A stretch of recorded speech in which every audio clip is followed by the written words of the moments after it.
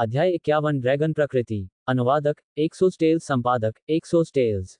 Dragon के बाहरी शल्क बहुत कठोर थे, उन्हें अपने कृत्रिम उत्पादों के लिए कोई पसंद नहीं था, बल्कि इसके बजाय सोना और पत्थर, जो कठोर थे लेकिन आसानी से कुचले नहीं जा सकते थे, उनके लिए सबसे आरामदायक थे।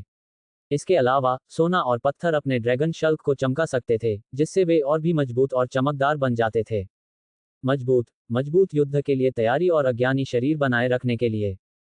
चमकदार, विपरीत लिंग को आकर्षित करने के लिए, जो एक ही सिद्धांत का पालन करता है जैसे मनुष्य विभिन्न सुंदर परिधानों का पालन करना पसंद करता है। ये कहावत कि ड्रैगन की गुफा सबसे समृद्ध है, बिल्कुल सत्य है। सर्दी आ रही है और ड्रैगन को ड्रैगन के लिए भोजन का भंडार बनाने के लिए हर जगह खोज करनी चाहिए। तो फिर हम बस उसका इंतजार करेंगे, उसके जाने का इंतजार करेंगे और फिर उसके खजाने की गुफा को खाली कर देंगे। झुंगलैंग ने रॉकी गिद्धों के समूह को देखा। अचानक उसे लगा कि वे अद्भुत छोटी मार्गदर्शक आत्माएं हैं। उनके भूरे भूरे रंग के वीडियो पेज और विशेष रूप से मनमोहक लग रहे थे। धीरा धीरा खाओ, दम दर्द से मत मारो, हम होने जा रहे हैं। हालांकि उनके शब्दों में एक ड्राफ्ट था, लेकिन इससे झू मिंगलांग की खुशी कम नहीं हुई। आखिरकार वह रातों रात अमीर बन गया। लील वाइट को एक बड़ी आकाशगंगा के उद्घाटन के बाद झू मिंगलांग ने एक सुरक्षित स्थान पर रहने वाले और सबसे पहले गुफा में रहने वाले व्यक्ति को भेजा। जब भी ऊपर वाला ड्रैगन आगे बढ़ता, तभी वह अपनी चाल चलता है। जैसे ही उसने चॉकलेट चुराने के बारे में सुना, लिटिल वाइट की छोटी छोटी जोश से चमक उठी, यहां तक कि एक प्रतियोगी के प्रतिद्वंद्वी का सामना करने पर भी नहीं। ये अजीब बात थी, क्योंकि ड्रैगन को पूरी साख से जीत मिली और फिर उसकी चीजें लेने से असल में फायदा ही फायदा था। लेकिन किसी भी सुरक्षा के प्रमाण को बिना किसी प्रयास के छीन लिया गया, जबकि वे उसका एपिसोड कर रहे थे, और फिर तेजी से भाग गए और उन्हें क्रोधित से भयभीत कर दिया। अचानक खजाना बहुत अधिक आनंददायक लग रहा था। उसने पहले भी कई बार ऐसा किया था, लेकिन उसका मजा कभी कम नहीं हुआ था। जुंगल मिंगंग ने लील वाइट की साफ आंखों में देखा, जो अचानक से उछल पड़ा। अपनी आत्मा को बनाए रखा, इसमें एक छोटे से फॉक्स के समान चतुराई का एहसास कैसे हुआ? इससे झू मिंगल कुछ देर के लिए ध्यान में डूब गया। ऐसा कहा जाता है कि ड्रैगन का स्वभाव उसके मालिक के स्वभाव से फीचर जुलता है। क्या लील वाइट का स्वभाव वास्तव में उनकी अपनी पसंदीदा हो सकती है? एक कुशल शिकारी के लिए साहस की आवश्यकता होती है। जुंगल मिंगांग के पास अभी भी कुछ संकेत थे, जो ऊपर के ड्रैगन के साथ इस गतिरोध को बनाए रखने का इरादा रखते थे। बिग ब्लैक टूथ ने हाल ही में भरपेट खाना खाया था, इसलिए वह कई दिनों तक जीवित रह सका। लिटिल वाइट द्वारा ले जाया जा रहा अमृत के कारण निश्चित रूप से भूखा नहीं मरने वाला था। रात में अपोजिट ड्रैगन ने नो बस्टल दिखाई नहीं दिया। ऐसा लग रहा था कि ड्रैगन अभी अभी बाहर से लौटा था जब झू मिंगल गुफा में फंस गया था, लेकिन झू मिंगलैंग ने ऊपर से कोई भी बात नहीं सुनी। बड़े पैमाने पर भूख के रूप में उन्हें अपने शरीर का ताप बनाए रखने के लिए बहुत अधिक भूख लगती है। पेट में कुछ भी नहीं, वे स्थिर अपने भंडार का उपयोग करते हैं, जो उनकी शक्ति और शक्ति को स्थिर रूप से कम करता है। अगर कोई और अधिक साहित्यिक शिकारी सामने आ जाए, तो उनके पास की ऊर्जा भी नहीं होगी। चुंगलांग का मानना था कि यदि रुचि ड्रैगन ने अभी अभी अपना पेट भर लिया हो, तो उसे फिर से शिकार करने में ज्यादा दिन नहीं लगेगा। जीव हृदय का मौसम, वह समय जब सब कुछ सुप्त अवस्था में होता है और शिकारी सबसे अधिक चिंताजनक होते हैं, बस आने ही वाला था। 2 दिन, 3 दिन, चौथे दिन, आपके बाल बाल के साथ झू मिंगलांग ने अंततः ड्रैगन क्लिफ से शोर सुना। हफ, यह मांसल राइफल के फफड़ाने की आवाज थी। जुंगल मिंग ने डाक से ऊपर देखा और एक ड्रैगन को काई के शल्कों से धीरे धीरे ऊपर की ओर बढ़ता हुआ देखा। उनकी पंखुड़ियां चीड़ के पेड़ की छतरियां बड़ी थीं, छायाचित्र ऐसी थी कि उनका जन्म हो रहा था। यह एक वन तारा ड्रैगन था, और स्पष्टतः ये पूरी तरह से एक वयस्क था। इसकी आहा बिग ब्लैक टूथ की तुलना में कहीं अधिक प्रचुरता थी। जुंगल मिंगांग इसकी ताकत का माप नहीं लगा सका। वयस्क काल और पूर्ण काल में जीव बहुत समान थे।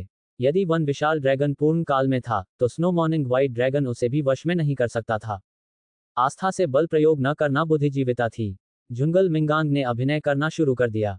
वह पिछले कुछ दिनों से बस इंतजार ही नहीं कर रही थी। उन्होंने सबसे पहले उन संरक्षक जानवरों रॉक गिद्धों के प्रयोग का पता लगाया था। गिद्धों के इस समूह को आसानी से खोदते हुए झू मिंगलैंग तुरंत चट्टान की गुफाओं के जमीनी हिस्सों में घुस गया। चट्टान की गुफा में गहराई में यह ऊपर की ओर विशाल हुआ, स्पष्ट रूप से पहाड़ की ऊपरी चट्टान से जुड़ा हुआ। मिंगलांग ने इसकी खोज की और जल्द ही ऊपर से नीचे की ओर झुकी हुई रोशनी की एक विशाल किरण देखी, जैसे विशाल भाले उनके नीचे के अंधेरे को भेद रहे हों। झिंगलांग उस प्रकाश के पास पहुंचा। उसने पाया कि उसके सिर के ऊपर और जिस दिशा से वह आया था, दोनों जगह रॉकी गिद्धों की निकासी थी। वन विशाल ड्रैगन के चलने के बाद गिद्ध रक्षक और भी सख्त हो गए। दुख की बात है कि वे कभी सोच भी नहीं सकते थे कि कोई पहले से ही अंदर छिप गया था। अंदर लगभग कोई सुरक्षा नहीं थी। जुंगल मिंगांग ने उस स्थान की ओर बढ़ाया जहां से रोशनी आती थी और उसने देखा कि एक ड्रैगन का घोंसला चट्टान के ऊपर से उसके पंजों से बना हुआ था। ड्रैगन का घोंसला लगभग एक बैल के आकार का था, जो सोने, चांदी और जवाहरात से बड़ा हुआ था। इसके एक छोटे से हिस्से पर आधारित तिरछी धूप वाली आंखों को चमकाने वाली चीज थी। झूंगलांग ने लाल अगेट, प्लेटिनम, ऑरेंज गोल्ड और पैना को देखा, उसका लगभग बाहर निकल आया। कोई आश्चर्य नहीं कि विशाल ड्रैगन उन्हें इकट्ठा करना पसंद करते थे। इन खूबसूरत खजानों को एक साथ रखना, उन्हें अपनी शानदार चमक के साथ चमकने देना, ये वास्तव में दुनिया का सबसे खूबसूरत दृश्य बना। ये व्यर्थ नहीं था कि वह हवा और ओस पर जीवित रहता था, ये वन विशालकाय ड्रैगन वास्तव में दुनिया का सबसे प्यारा प्राणी था। बाईक्यू, क्या तुम्हें अभी भी वह चाल याद है? झू मिंगलांग ने तत्काल पूछा। छोटे बाईची ने जोश में अपना सिर हिलाया और अपनी लंबी पूंछ को ऊपर उठाया। पूंछ हवा में लगातार हिलने लगी, भंवर की तरह लहराने लगी। पूंछ जितनी अधिक देर तक हिलती रही, ड्रैगन के घोंसले के भीतर चूषण शक्ति उतनी ही मजबूत और फिर भी शांत होती गई। जमीन पर बिखरे हुए दयनीय रत्न खुद को ऊपर उठाने लगे और निगलों की तरह उड़ने लगे, जो लिटिल बाई क्यूई की पूंछ द्वारा बनाए गए भंवर की ओर अपने घोंसले में लौट रहे थे। झू मिंगलांग को याद आया कि अतीत में लिटिल बाई क्यूई की इस चाल का उपयोग दुश्मन की गहन कला को अवशोषित करने के लिए किया जाता था और हमलावर पर शक्ति को वापस भी प्रतिबिंबित किया जा सकता था, लेकिन उसे नहीं पता था कि यह तकनीक धीरे धीरे कब पतित हो गई थी। छोटी बाई क्यू, तुम बहुत सच्ची हो। तुमने अतीत के एजियो ड्रैगन मिस्टिक खो दिए हैं, लेकिन तुम इस चोरी की तकनीक को नहीं भूली हो। झू मिंगलैंग ने छोटी बाई क्यू के कुशल संचालन को देखकर संतुष्टि की भावना के साथ कहा। बहुत जल्द ही इस घोंसले का खजाना लिटिल बाई क्यू की भंडारण तकनीक में इकट्ठा हो गया था और लिटिल बाई क्यू काफी संतुष्ट दिख रही थी।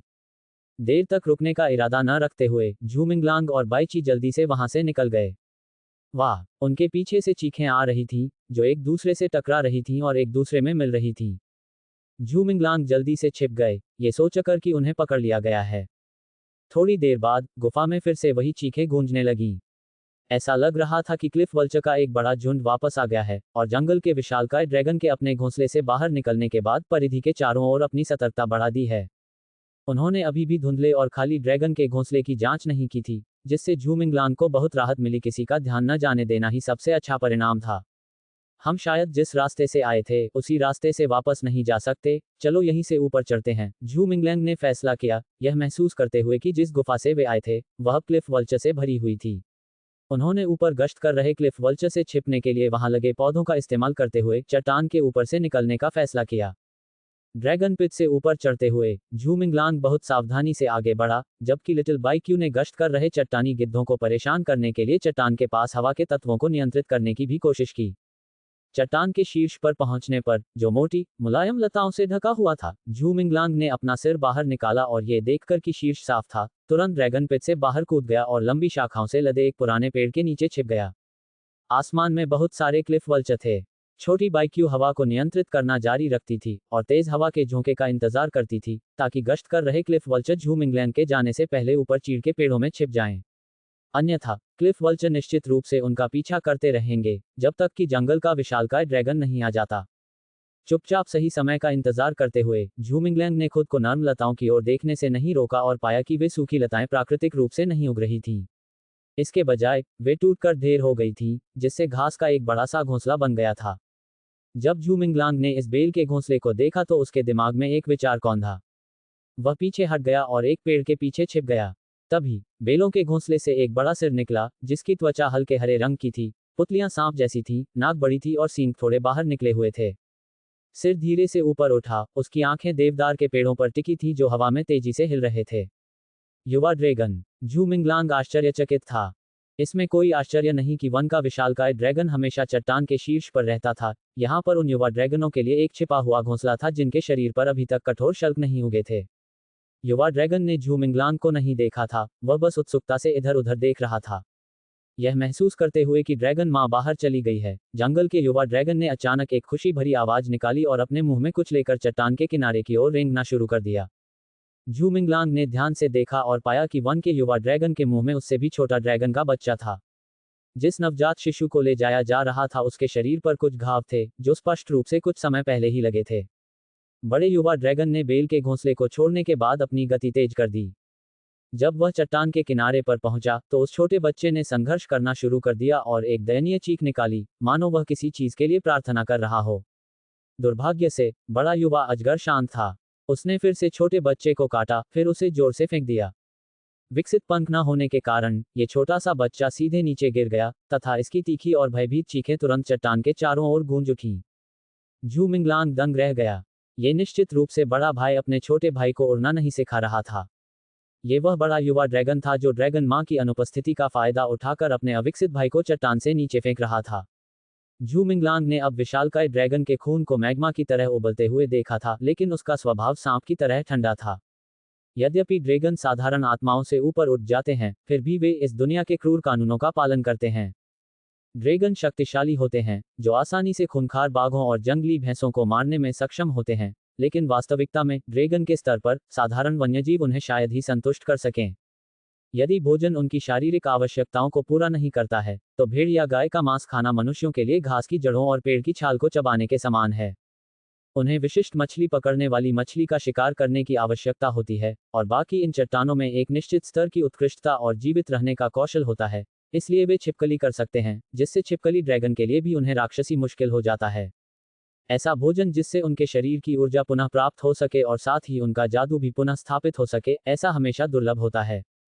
कुछ अविकसित ड्रैगन कुछ दानव स्पिरिचरों का शिकार भी हो सकते हैं। अपने बच्चे को स्ट्रेटेजी से विकसित करने के लिए बड़े युवा ड्रैगन ने न केवल छोटे को अलग किया, बल्कि अब फ्रॉम की शुरुआत के साथ अपना वास्तविक स्वरूप पूरी तरह से प्रकट कर दिया है। अतीत में झू मिंगलंग ने अपने घोंसलों के साथ दोस्ती की लड़ाई के बारे में कुछ अफवाहें सुनी थीं, लेकिन अभी भी इसे प्रत्यक्ष रूप से देखा गया था। अध्याय 52 वन ड्रैगन शावक। अनुवादक एक्सोस टेल्स। संपादक एक्सोस टेल्स। एक अन्य को चट्टान से नीचे फेंकने के क्रूर कृत्य को अंजाम देने के बाद ठंडे खून वाला युवा ड्रैगनलिंग लड़खड़ाता हुआ अपने नर्म घोंसले में वापस आ गया। ऐसा प्रतीत हुआ कि अब वह अपने निवास का एकमात्र मालिक है और अधिक अच्छी तरह से सोने में सक्षम है। झू मिंगलांग ने पूरी प्रक्रिया देखी और वह आहें भरने से खुद को रोक नहीं सका। उसने शुरू में ड्रैगनलिंग को चुराने की योजना बनाई थी, लेकिन उसके निर्दयी और घृणित स्वभाव के बारे में सोचकर अचानक उसकी सारी रुचि खत्म हो गई। चुपचाप क्लिफ वल्चर के चीड़ के पेड़ों में छिपने का इंतजार करते हुए झू मिंगलांग को एहसास हुआ कि उसने अनजाने में ही उस छोटे जानवर के लिए एक आदर्श अपराध स्थल बना दिया है, जिसे क्लिफ वल्चर नहीं देख पाए। उन्होंने अनुमान लगाया कि जब ड्रैगन मदर वापस आएगी, तो वह क्लिफ वल्चर को अपने ड्रैगन भाई पर ठीक से नजर न रखने के लिए दोषी ठहराएगी। झू मिंगलैंग ने देर नहीं की। उसने तेज हवाओं का फायदा उठाते हुए चट्टान की चोटी से बेलों को नीचे सरकाया और ड्रैगन क्लिफ को जल्द से जल्द छोड़ने की योजना बनाई। जैसे ही वह नीचे उतरा, झाड़ियों से एक घायल पिल्ले की तरह कमजोर चीखों की एक श्रृंखला आई। तभी झू मिंगलैंग को एहसास हुआ कि ड्रैगन लिंग को यहां नीचे फेंक दिया गया होगा। ये वास्तव में गिरने से बच गया। झू मिंगलांग ने पहले टूटी हुई लताओं की ओर देखा और फिर झाड़ियों की ओर। अपने दिल को पूरी तरह से कठोर करने में असमर्थ, झू मिंगलांग जल्दी से झाड़ियों के पास पहुंचा और घावों से लथपथ घायल ड्रैगन शावक को देखा। उसकी त्वचा अभी भी कोमल थी, उसका आकार किसी पिल्ले से बड़ा नहीं था, और संभवतः उसकी हड्डियां अभी भी नर्म थीं, इसलिए गिरने के बाद वह मारा नहीं गया था। इसके बजाय वह कांटों वाली झाड़ियों में दर्द से तड़प रहा था। घनी झाड़ियों ने कुछ सहारा देकर उसे तत्काल मृत्यु से बचा लिया था, लेकिन उन्हीं कांटों ने उसके नाजुक शरीर को बुरी तरह से छेद दिया, जिससे मृत्यु से पहले उसकी पीड़ा और बढ़ गई। ड्रैगन शावक को ऐसी दयनीय स्थिति में देखकर झू मिंगलांग का दिल पिघल गया। मैं तुम्हें बचा लूंगा, तुम बचोगे या नहीं, ये तुम पर निर्भर है, झू मिंगलांग ने धीरे से ड्रैगन शावक से कहा। झू मिंगलैंग ने लिटिल वाइट को कांटों को जमाने के लिए कहा और साथ ही वन ड्रैगन शावक के गंभीर घावों से धीरे धीरे बहते खून को रोकने के लिए बाइक्यूई की बर्फ पर भरोसा किया। उसने सावधानी से शावक को झाड़ी से बाहर निकाला। किसी कारण से झू मिंगलांग ऐसा महसूस हुआ मानो गिरने के कारण ये छोटा सा जीव किसी भी क्षण टूटकर बिखर सकता है। इतनी ऊंचाई से संभवतः अंदर कई टूटी हुई हड्डियां थीं, और हड्डियों के टुकड़े उसके मांस में घुस गए थे, जिससे यातना और बढ़ गई थी। तार्किक रूप से ऐसी पीड़ा एक युवा शावक के लिए सहन करने से परे थी, लेकिन वन युवा ड्रैगन ने नाराजगी के भाव के साथ अपने नए उगे हुए दांतों को भींच लिया। आंकमजी उसकी एक आंख में। वह इस तरह से मरना नहीं चाहता था, वह जीने के लिए तरस रहा था। अतीत में जब झू मिंगलांग ने ऐसे प्राणी को दर्द से तड़पते देखा, तो उसने सोचा कि दया का सबसे दयालु कार्य उसके महत्वपूर्ण अंगों पर तलवार से वार करना होगा, ताकि उसकी पीड़ा पूरी तरह समाप्त हो जाए। झू मिंगलांग वास्तव में शावक को शीघ्र रिहाई देना चाहता था, क्योंकि उसके विकृत रक्तरंजित शरीर को देखना ही हृदय विदारक था। अपने कपड़े उतारकर झू मिंगलैंग ने धीरे से बच्चे को लपेटा और उसे अपनी छाती से लटका लिया। उसने बाइक्यूई के पिछले पंजे पकड़े और ड्रैगन टैमिंग अकादमी की ओर उड़ चला। घाव का केवल बेरहमी से इलाज किया गया था, और उन दवाओं से शायद ही कोई फायदा हुआ हो, शायद मौत से पहले दर्द और भी बढ़ गया हो। झू मिंगलैंग को लगा कि जब तक वे पुनर्वास मंडप तक नहीं पहुंच जाते तब तक ये दर्द नहीं रहेगा। पत्तों के समुद्र के ऊपर उड़ता हुआ आसमान उदास बना रहा। आइस मॉर्निंग व्हाइट ड्रैगन अपने पंख फड़फड़ा रहा था। उसका छोटा आकार ये दर्शाता था कि वह ऊपर रहने के लिए केवल हवाओं पर ही निर्भर रह सकता था। झू मिंगलैंग के कपड़ों से खून रिसने लगा। बच्चा अब दर्द से कराहना बंद कर रहा था, जिससे झू मिंगलैंग ने उसे नीचे देखा। उसे लगा कि उसमें जीवन के कोई लक्षण नहीं बचे हैं। लेकिन झू मिंगलांग ने उसकी आंखें देख लीं। हरी खड़ी पुतलियां अभी भी बंद होने से इनकार कर रही हैं, दर्द से भरी हुई, फिर भी दांत नहीं खुल रहे। इतने दर्द में जीना है तो हार क्यों न मान ली जाए, खासकर तब जब यह इतनी छोटी सी उम्र में हो। शायद किसी और दुनिया में यह इस दुनिया से भी ज्यादा खूबसूरत होगी। वाईक्यू, क्या हम और तेज चल सकते हैं? झू मिंगलांग ने पूछा। बर्फीली सुबह के सफेद ड्रैगन ने अपने पंख फड़फड़ाए, जिससे जंगल के ऊपर एक तूफान पैदा हो गया, जिससे सभी पेड़ लहरों में समुद्री शैवाल की तरह हिलने लगे। हवा के साथ चलते हुए बर्फीली सुबह का सफेद ड्रैगन और भी तेजी से उड़ा, और जल्द ही इसकी शुद्ध सफेद आकृति प्राचीन देवदार के जंगल के अंत में दिखाई दी, जिसके बाद देवदार के जंगल को पार करने पर मैदान और लीचुवान नदी दिखाई देने लगी। चट्टान के किनारे पर काई से ढका एक विशालकाय ड्रैगन धीरे धीरे चट्टान के ऊपर उतरा। इस ऊंचाई से वन विशालकाय ड्रैगन की बड़ी पुतलियां दूर स्थित सफेद आकृति को प्रतिबिंबित कर रही थीं, जो धीरे धीरे दूर जा रही थी। ये चट्टान के गिद्धों को आखिरकार एहसास हुआ कि उनका खजाना लूट लिया गया है और ड्रैगन की संतान चुरा ली गई है। वे घबराकर चट्टान के ऊपर चक्कर लगाने लगे। वे हवा में गंध की तलाश में चोर का पीछा करने की तैयारी कर रहे थे। दहाड़, जंगल के विशालकाय ड्रैगन ने दहाड़ लगाई, जिससे सभी चट्टानी गिद्ध तुरंत डरकर पेड़ों की चोटियों में छिप गए, और किसी की भी अब आवाज निकालने की हिम्मत नहीं हुई। शाखाओं पर कांपते हुए चट्टानी गिद्धों को डर था कि ड्रैगन मदर उनकी पूरी प्रजाति को नष्ट कर सकती है। वन के विशालकाय ड्रैगन के पैर के पास एक युवा ड्रैगन खड़ा था और बहुत ही धीमी आवाज में पुकार रहा था, मानो वह स्नेह दिखा रहा हो। वन के विशालकाय ड्रैगन ने अपना सिर नीचे झुकाकर नीचे देखा और अपना मुंह खोलकर अपने पेट में जमा मांस का टुकड़ा उगल दिया। जंगल के युवा ड्रैगन ने उत्साहित होकर चीख मारी और मांस के टुकड़े पर झपट पड़ा। किसी भी प्रतियोगी के बिना उसे अब पहले की तरह अपना भोजन निगलना नहीं पड़ा, बल्कि उसे निगलने से पहले मांस को अपने गले में घुलने का समय लेना पड़ा। ड्रैगन मदर ने युवा ड्रैगन के माथे पर काटने के निशानों को देखा, फिर धीरे धीरे गायब हो रहे सफेद सिलहूट को देखा और अंततः पीछा न करने का फैसला किया।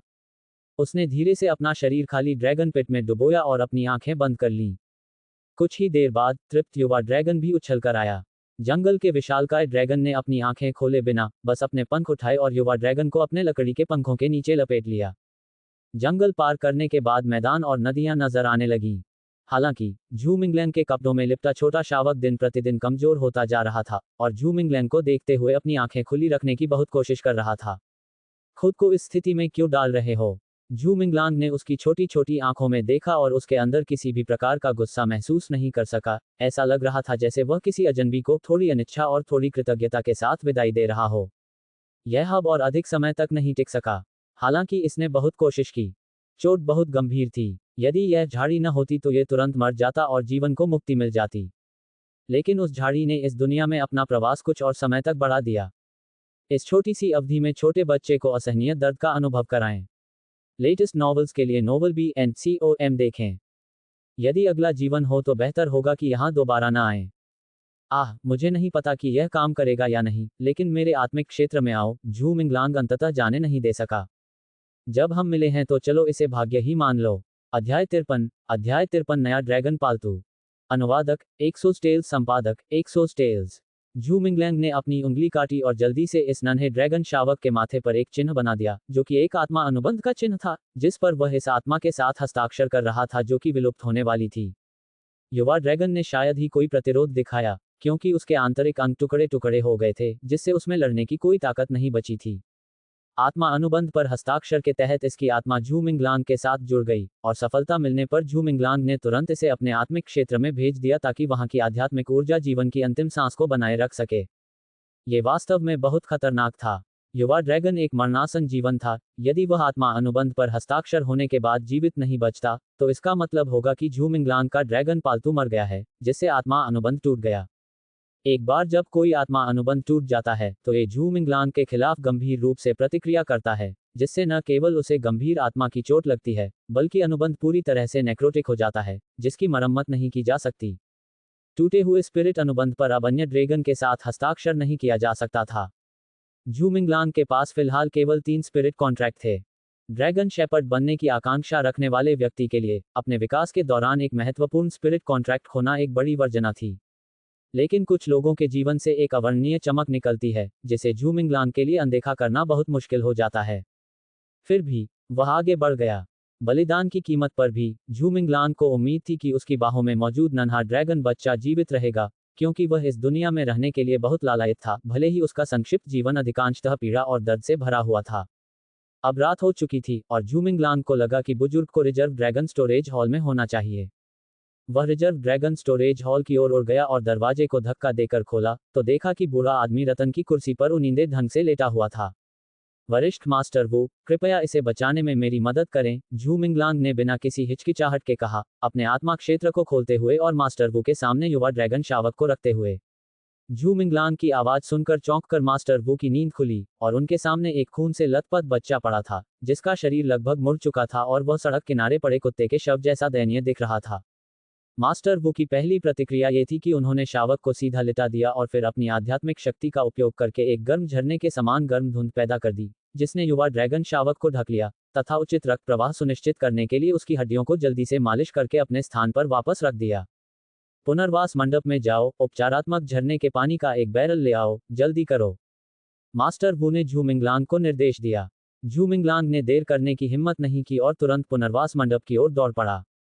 आत्मा अनुबंध पर हस्ताक्षर करने के बाद युवा ड्रैगन का दर्द अब उनके आत्मा कनेक्शन के माध्यम से झू मिंगलैंग के दिमाग में संचारित हो रहा था। इस आत्मा प्रतिक्रिया का बमुश्किल 10वां हिस्सा चखने पर झू मिंगलैंग को यह काफी असहनीय लग रहा था। इस बंधन और संबंध के साथ झू मिंगलैंग ने युवा ड्रैगन को मरने नहीं देने का और भी दृढ़ निश्चय किया। उसने एक लकड़ी का बैरल पाया, उसे हीलिंग स्प्रिंग वाटर से भर दिया और एक बार फिर वापस उड़ गया। रिजर्व ड्रैगन स्टोरेज हॉल में रात गहराती जा रही थी, जहां कई छोटे सिर उत्सुकता से मंच के चारों ओर इकट्ठे हुए थे। वे हैरान थे क्योंकि वे वहां पड़े नन्हे ड्रैगन शावक को अपनी आंखें खोलते, फिर बंद करते और कुछ ही देर में उन्हें एक बार फिर खोलते हुए देख रहे थे। अंत में मास्टर वू ने, जिनका चेहरा खून मिले पसीने से लथपथ था, झू मिंगलैंग से कहा कि वह नन्हे ड्रैगन शावक को उठा ले और उसका शरीर हीलिंग स्प्रिंग वाटर से भरे लकड़ी के बैरल में पूरी तरह से डूब जाए। अच्छा हुआ कि तुम समय पर आ गए, मास्टर वू ने राहत की लंबी सांस लेकर कहा, फिर कहा, नहीं तो मैं वापस सो जाता। क्या ये जीवित बचेगा? झू मिंगलांग ने पूरी तरह से कोमा में पड़े नन्हे ड्रैगन शावक को देखा और अपनी चिंता व्यक्त की। जब तक आप इसे मेरे पास ला सकते हैं और यह अभी भी सांस ले रहा है, मैं इसे जीवित रख सकता हूं, श्री वू ने कहा।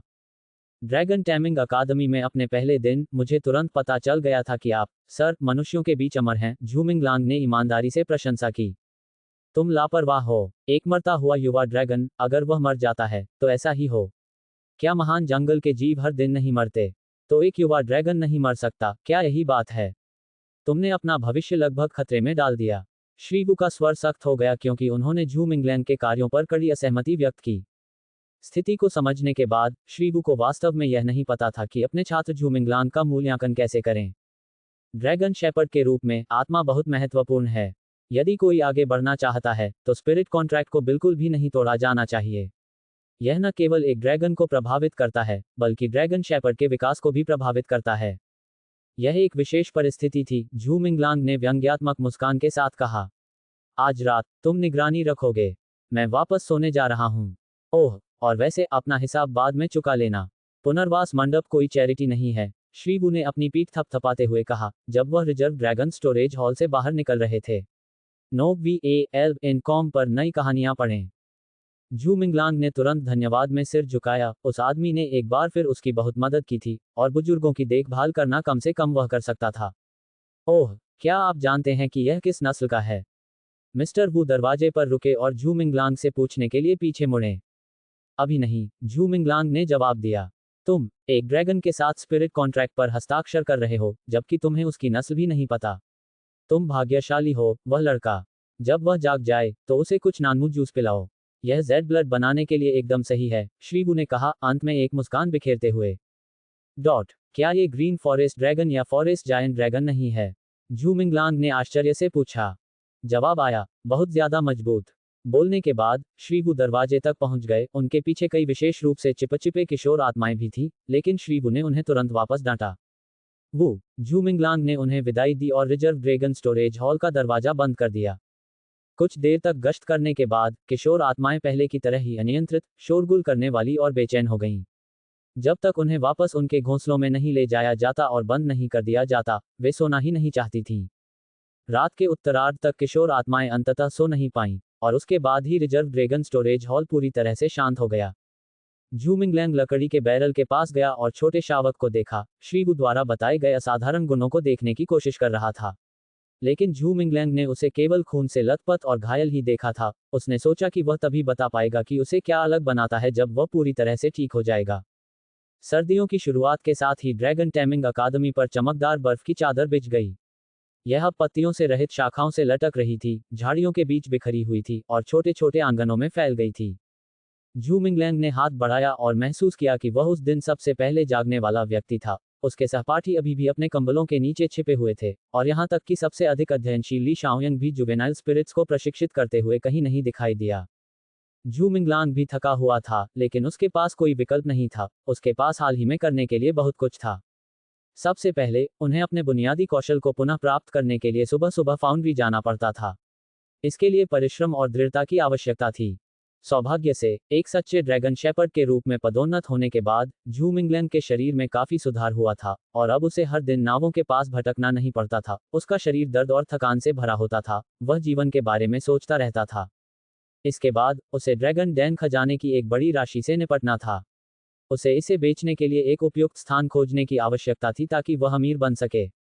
इस तरह वह लिटिल वाइट के लिए उच्च गुणवत्ता वाला अमृत खरीद सकता था और वह भारी कवच बना सकता था जो वह चाहता था। अध्याय 54 पहचान पहचान। अनुवादक एक्सोस टेल्स, संपादक एक्सोस टेल्स। फाउंड्री में एंट्री करने पर झू मिंगल ने बूट्स मालिक को देखा जो गहराई में भी केवल एक ही नाम की कंपनी बनियान पहनी थी।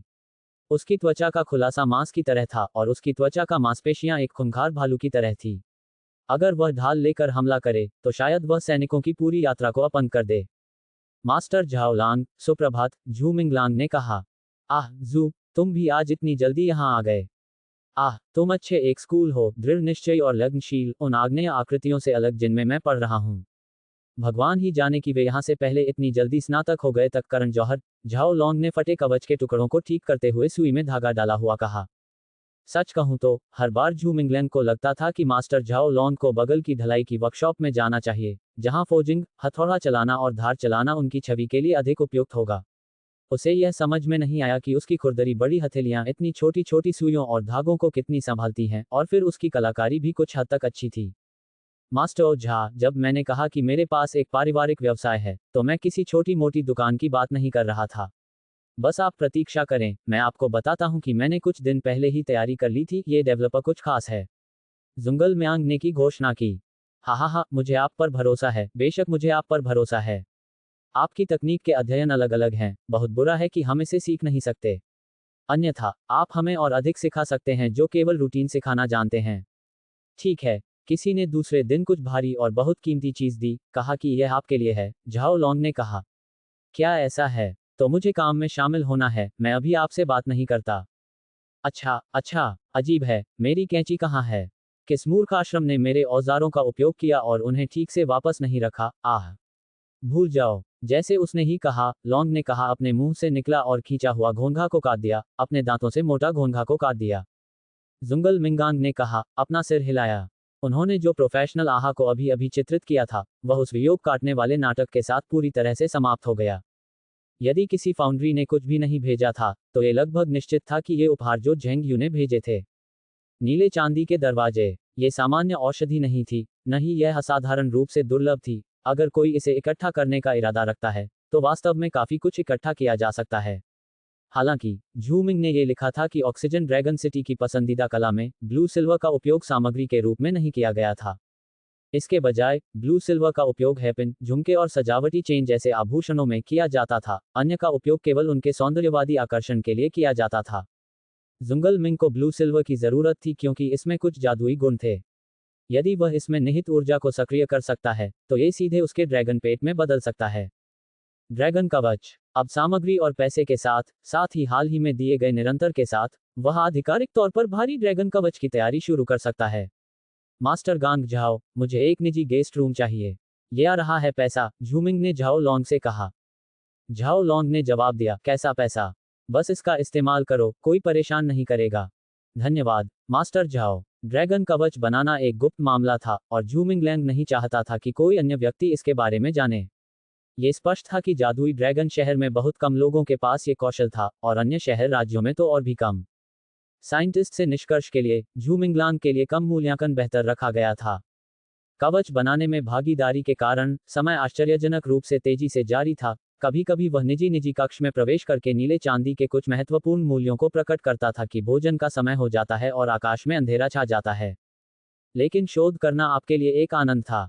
सामग्री मिश्रण करना, हमारे ड्रैगन को पालना और कवच को परिष्कृत करना। बहुत समय बाद उसे ऐसा महसूस हुआ जैसे संतोष अब हो रहा था, क्योंकि उसे लग रहा था कि हर दिन उसके पास पर्याप्त समय नहीं था। बेशक रेक वह कितनी भी व्यस्त क्यों ना हो, झू मिंगलांग को अभी भी छोटा ड्रैगन, उसके तीसरे स्पिरिट पैक ड्रैगन से मिलना याद आ गया था। उसे उम्मीद थी कि वह जल्द ही ठीक हो जाएगा। ड्रैगन सिटी के सिल्वर रे रंग के टन पर दी गई राज्य वाली सफेद बर्फ ने सबसे पहले समुद्र तट की दीवार को हिलाया। टावरों की चोटियों ने इन पवित्र शीतकालीन क्रिसमस का स्वागत किया। फर्स्ट स्नो वाइट टिटहोल की तरह गिरी, जो शान से उड़ रही थी, और केवल झू मिंगलैंग मेहनती व्यक्ति ही खतरनाक ड्रैगन सिटी इन डॉन से पहले उनके नृत्य को पूरी तरह से देखा जा सकता था। जब तक दिन पूरी तरह से चमका, तब तक बर्फ की तितलियां पहले ही चमकती धूप में पिघली हुई जगह, जिससे विशाल शहर एक पवित्र, राजसी चांदी सफेद रंग में बदल गया। कवच तैयार करने की प्रक्रिया हाल ही में स्पष्ट रूप से निर्धारित की गई थी, इसलिए झू मिंगलांग बर्फ में बने रहे, हमेशा की तरह समय पर ढलाईखाने में फंस गया। हर जगह हमेशा कोई ना कोई ऐसा होता है जो आपसे ज्यादा मेहनत करता है और जल्दी पहुंच जाता है। जब आप दिन भर काम करने के लिए खुद को तैयार कर रहे होते हैं, तो वह व्यक्ति पहले से ही अपने काम में पूरी तरह से डूब जाता है। वह व्यक्तिगत मास्टर झाओ लांग था। कई अवसरों पर झू मिंगल ने कुछ मिनट पहले यात्रा की कोशिश की, केवल ये देखने के लिए कि क्या मास्टर झाओ लांग वहां मौजूद थे, लेकिन वह कभी भी इस रहस्य से अवगत नहीं हो सके कि मास्टर झाओ लांग हमेशा के लिए सबसे पहले कैसे पहचाने गए थे। मास्टर झाओ, सुप्रभात, झू मिंगलांग ने फिर से कहा। आह झू, आह, क्या वह झू है? अचानक मास्टर झाओ लैंग ने कहा। वह जो काम कर रहा था उसे ठीक करने के लिए झू मिंगलैंग को घर ले गया। क्या हुआ? झुंगल मिंगंग गुजल में था। क्या ये कल की बात नहीं है जब वह अपनी मंजिल पर नहीं आई? जहां तक उस शख्स की एक जैसी शक्ल वाली बात कुछ समय के लिए अलग हो गई थी। कई साल। जल्दी से देखो, दरवाजे पर क्या लिखा है। क्या ये तुम हो? मास्टर झाओ लांग ने झू मिंगलैंग को जल्दी से सड़क पर बुलाया और तत्काल कहा। झू मिंगलैंग ने एक कदम और आगे बढ़ाया और दुकान के सामने एक तस्वीर लगी हुई देखी। कागज की सामग्री बहुत हद तक कुख्यात अपराधियों के लिए वांछित पोस्टरों जैसी थी। क्या हो रहा है? मैंने कौन सा जघन्य अपराध किया है? लेकिन चित्र में दिख रहा व्यक्ति वास्तव में बिल्कुल मेरे जैसा दिखता था। क्या मैं वास्तव में वांछित था? किस कारण के लिए? कल पूरी कार्यशाला में इस खबर की चर्चा थी। वे कहते हैं कि यह आदमी वही आवारा है जो वाल्किरी के साथ कैद था। अफवाह है कि यह आदमी सांगटाउन का रेशम किसान था, गरीब और विनम्र, निम्न जन का। क्योंकि वह आलसी और पेटू था, वह रेशम के कीड़ों को भी ठीक से नहीं पाल सकता था। पैसे के बिना ही वह अनंत शहर में एक भिखारी बन गया। दुर्भाग्य से उसे कालकोठरी में फेंक दिया गया, जहां वह वाल्किरी के साथ कुछ शर्मनाक काम में शामिल था, जो उस समय कोशिकाओं में गहराई में था। झाओ लॉन्ग ने नीचे झुककर झू मिंगलैंग से फुसफुसाया। झू मिंगलांग ने ऐसे चेहरे से सुना जैसे मरना चाहता हो। वह इसे सुधारना चाहता था, लेकिन जल्दी ही उसे एहसास हुआ कि इसे सुधारने के साथ साथ उसे स्वीकार भी करना चाहिए। आप उस आवारा की तरह दिखते हैं। मैं आपको सार्वजनिक स्थानों पर मास्क पहनने की सलाह देता हूं, खासकर तब जब सर्दी का मौसम है और बहुत से लोगों को सर्दी जुकाम हो जाता है। मास्क पहनना आपके स्वास्थ्य का भी ख्याल रखना है, झाओ लॉन्ग ने झू मिंगलैंग से गंभीरता से कहा। यह समान दिखने या न दिखने का मामला नहीं है। अचानक ऐसी अफवाह कैसे उड़ी? झू मिंगलांग ने पूछा। कौन जानता है, रातों रात हर कोई इसके बारे में बात करने लगा और तुम्हारा ये चित्र पूरे शहर में लगा दिया गया है। आसपास की दुकानों के सभी लोग कहते हैं कि यह बहुत हद तक तुम्हारे जैसा दिखता है। हमारी अपनी दुकान के लोगों की तो बात ही छोड़ो। सभी कारीगर, बड़े और छोटे, सोचते हैं कि यह तुम ही हो। झाओ लॉन्ग ने कहा। ठीक है, वैसे भी मैं हाल ही में फाउंड्री वर्कशॉप में ही बंद रहा हूं। झू मिंगलांग ने सिर हिलाया। उसे याद आया कि जब वह ली युंजी से अलग हुआ था, तो उसने उसे चेतावनी दी थी कि उसके दुश्मन संभवतः परेशानी पैदा करने के लिए उसका इस्तेमाल करेंगे। ऐसा लग रहा था कि उन्होंने पहले ही अपना कदम उठा लिया था। बेशक, ये भी बहुत संभावना थी कि यह लुओजियो का प्रतिशोध था। निष्कासित और शिकार किए जाने के बाद, वह अब पैट्रिक ड्रैगन सिटी स्टेट में स्वतंत्र रूप से घूमने की हिम्मत नहीं करता था और केवल मुझे घृणा करने के लिए ऐसे घृणित तरीकों का सहारा ले सकता था। तुम दूसरों के पापों के बोझ तले दबे हुए हो, बिना उनके भाग्य के। अगर यह वास्तव में ऐसा होता है तो तुम कुछ पुराने डॉक्टरों के पास जाकर देख सकते हो कि क्या वे तुम्हारा रूप बदल सकते हैं, झाओ लॉन्ग ने चिंतित भाव से कहा। झू मिंगलांग को एक पल के लिए समझ नहीं आया कि क्या जवाब दे। कुछ चीजें तो आनी ही थीं और झू मिंगलांग ने भी खुद को मानसिक रूप से तैयार कर लिया था। अपना रूप बदलना तो दूर की बात थी, अब समय आ गया था कि एंसेस्ट्रल ड्रैगन सिटी में माहौल को साफ किया जाए। वह ये सुनकर थक चुका था कि वालकिरी का आदमी एक आवारा, एक घिनौना भिखारी है। बहुत हो गया। मैं, झू मिंगलांग, ये जादुई ड्रैगन शहर चमकाऊंगा। ईमानदार और स्पष्टवादी। अब चुंगल मियाँ की प्रतिक्रिया यही थी। जैसी उम्मीद थी, रात होते होते उसका नाम भी पूरे शहर में लगा दिया गया। जब झुंगल मिंगांग कुछ थके हुए थोडाई वर्कशॉप से बाहर निकले तो कोचिंग मास्टर झाओ लॉन्ग और कई अन्य स्टूडेंट आउटसाइड थे और अजीब साथियों से वे घूम रहे थे। मास्टर झाओ लॉन्ग के चेहरे पर अविश्वास का भाव था। उसने सोचा कि यह चित्र झू मिंगलांग से मिलता है, लेकिन अब जब नाम सामने आया है तो कोई गलती नहीं हो सकती है। जहां तक उन युवा संस्थानों का सवाल है, सच तो यह है कि वे निजी तौर पर शराबबंदी के समय वालकिरी के मामलों पर चर्चा करने से असफल नहीं हुए थे। महान महिला सम्राटों और छोटी भिखारियों की किताबों के आम लोगों के बीच अनगिनत संस्करण थे और लंबी अवधि तक स्कॉटलैंड की सबसे अधिक बिकने वाली किताबों में डूबे रहे। जुंगल मिंगन को अनगिनत नवजात शिशुओं द्वारा चित्रित किया गया था, छोटा छोटा मोटा छोटा। छोटा झू, तुम वास्तव में वह नहीं हो। वह अनंत शहर से आया पागल आदमी है ना? गुरु अंततः पूछे बिना नहीं रह सके। जुंगल मिंगन को पता था कि यह समझाना व्यर्थ है। जिसने भी इस फोकस को खारिज कर दिया था उसे नामांकित किया गया था, क्योंकि वह सक्रिय था और रेशम के बच्चों को पालने में असमर्थ था, जिसके कारण उसे भीख मांगनी पद दिया गया था जबकि वास्तव में उसका अपमान किया गया था। बेशक, झू मिंगल को भी पता चला कि कथित अफवाह में सांग टाउन के एक रेशम किसान के रूप में उनकी पहचान बताई गई थी, इसलिए इसे लुओ सियाओ का खुद का हाथ बताया जाना चाहिए। लुओ सियाओ नहीं चाहता था कि वह इस स्टार ड्रैगन सिटी स्टेट में एक मादक पदार्थ जीवन जिए, यह हशानिय और तृष्णापूर्ण पहचान के साथ हो। स्वयं की रक्षा करने की क्षमता के बिना जीवित रहना वास्तव में कठिन होगा। चुंगल मिंग, क्या तुम सच में वालकिरी के साथ सोए हो? बॉट्रो जोशिन ने अजीब कुत्तों से पूछा। अध्याय 55 वह पुरुष जो एक महिला पर स्थिर रहता है। अनुवादक, एक्सोस्टेल्स संपादक, एक्सोस्टेल्स। ठीक है, अगर यह सच भी है, तो क्या आप में से किसी से क्या लेना देना है? जुंगल मिंग, उन पर ध्यान मत दो। तुम ड्रैगन टैमिंग अकादमी वापस जाओ। कुछ दिनों में फाउंडेशन में आने की बर्बादी नहीं है, मास्टर झाओ लॉन्ग ने आश्रमों को घर से कहा। जरूर, मेरा कवच पहले ही तैयार हो चुका है। मैंने कुछ चेनमेल रॉब से आयातित सामग्री भी बनाई है। कृपया उन्हें अच्छी कीमत पर चढ़ाने में मेरी मदद करें, मास्टर झाओ, झू मिंगलांग ने कहा। कोई बात नहीं, आपकी कलाकारी बहुत अच्छी है। ये रोजगार का गैप खत्म होने के बाद आपका यहाँ हमेशा स्वागत है, मास्टर झाओ लॉन्ग ने कहा। मुझे लगता है कि ना आना ही बेहतर है। वालकिरी की स्थिति क्या है? पूरा ड्रैगन सिटी स्टेट उसकी प्रशंसा करता है और उसे प्यार करता है, जिसमें से वे विशाल कुलीन और प्रतिष्ठित हैं। अगर उन्हें पता चले कि वह हमारी दुकान है में है, तो हम कैसे शांति से रह सकते हैं? हेडमास्टर ने कहा। वह निमंत्रण देने में परेशानी नहीं करना चाहता था। ये झू मिंगलांग की गलती नहीं है, वह एक अच्छा इंसान है। अगर किसी को दोषी ठहराया जा सकता है, तो वह केवल झाओ लॉन्ग को झू मिंगलांग के लिए कुछ हद तक गुस्सा आया। मास्टर झाओ, ये ठीक है, हेडमास्टर ने कहा, इसमें कोई समस्या नहीं है। मैं समझ गया। इसी तरह, यहाँ आने का मेरा मुख्य उद्देश्य कवच का एक टुकड़ा बनाना था, और अब जब ये पूरा हो गया है, तो मैं जा सकता हूँ। बस मुझे भुगतान के लिए भुगतान करना होगा, जिसमें शामिल होकर मुझे यहाँ दवा के लिए भुगतान करना होगा, झू मिंगल ने खुले दिमाग से कहा। नोव एल्बन कॉम पर नए अध्याय का अवलोकन। अब, ये अफवाहें राक्षसी राक्षस हैं। एक बिल्कुल अच्छे युवा को इस हद तक परेशान किया गया है कि उसे शांति नहीं मिल पा रही है। वालकिरी के बारे में क्या? वालकिरी हमारे छोटे झू जैसे सभ्य और सम्मानजनक युवाओं के लिए भावनाएं नहीं है रख सकता है। मुझे लगता है कि झू मिंगल महान है और वह उसका नाम है, मास्टर झाओ लॉन्ग ने जोर से कहा। हालांकि, उनके शब्दों से आसपास के लोगों में अजीब सी हंसी फूट पाट, विशेष रूप से जोशिन नामक आश्रम को, जो सबसे जोर से हंसी। चलो, भले ही झू मिंगलांग का पुनर्जन्म हो, फिर भी उसकी पसंद नहीं होगी, जोशिन और भी फ्रैंक फूलहा। लेकिन झू मिंगलांग ने वालकिरी के साथ सोया था। किसी ने धीरे से कहा, पता नहीं कौन था। इस सिद्धांत से स्कूलों की हंसी तुरंत बंद हो गई। मैं कभी मिला भी नहीं हूं, लेकिन कलाकार का वालकिरी का चित्र बहुत सुंदर है।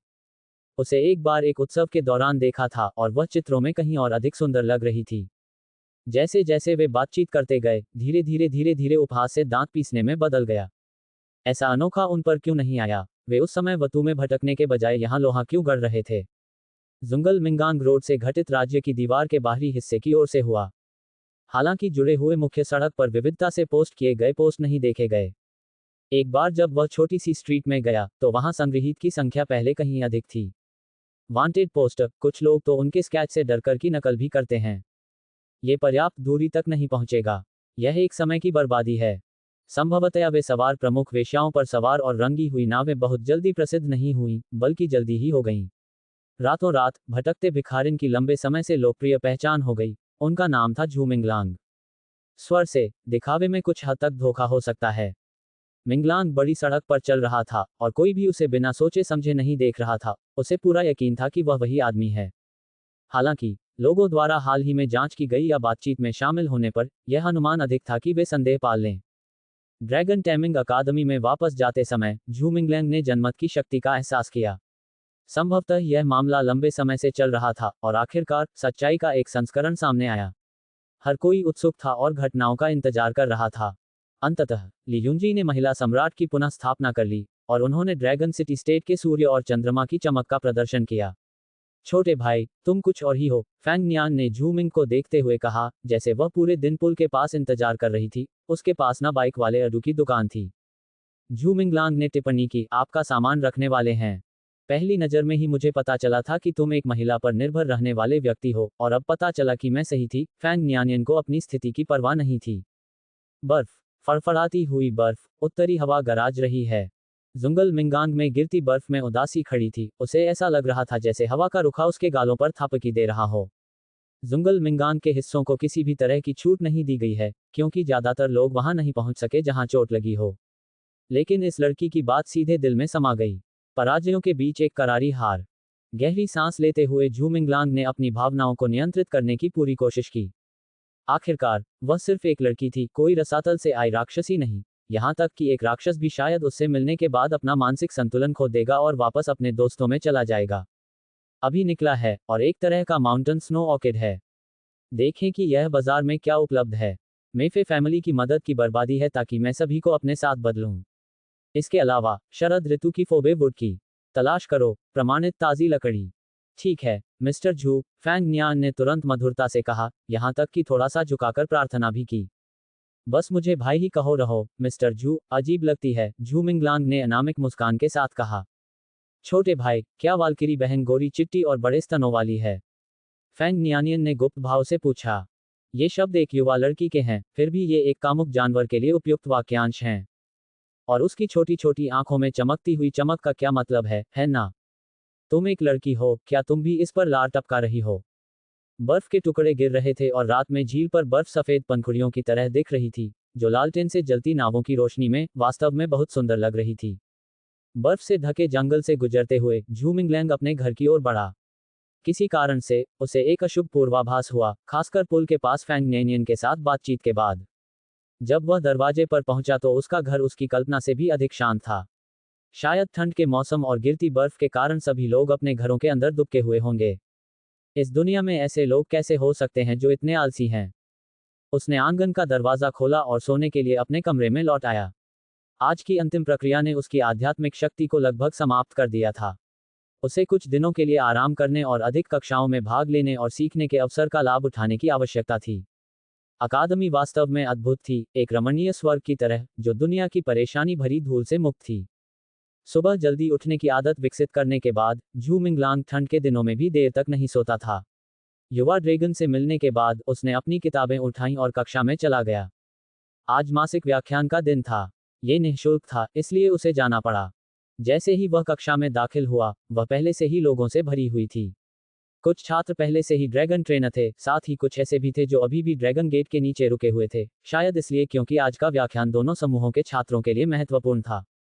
एक सीट पाकर और बैठकर झू मिंगलांग वन विशालकाय ड्रैगन के बारे में जानने के लिए अपनी किताब खोलने ही वाला था कि अचानक कुछ दर्जन लोग एक साथ उसके चारों ओर खड़े हो गए।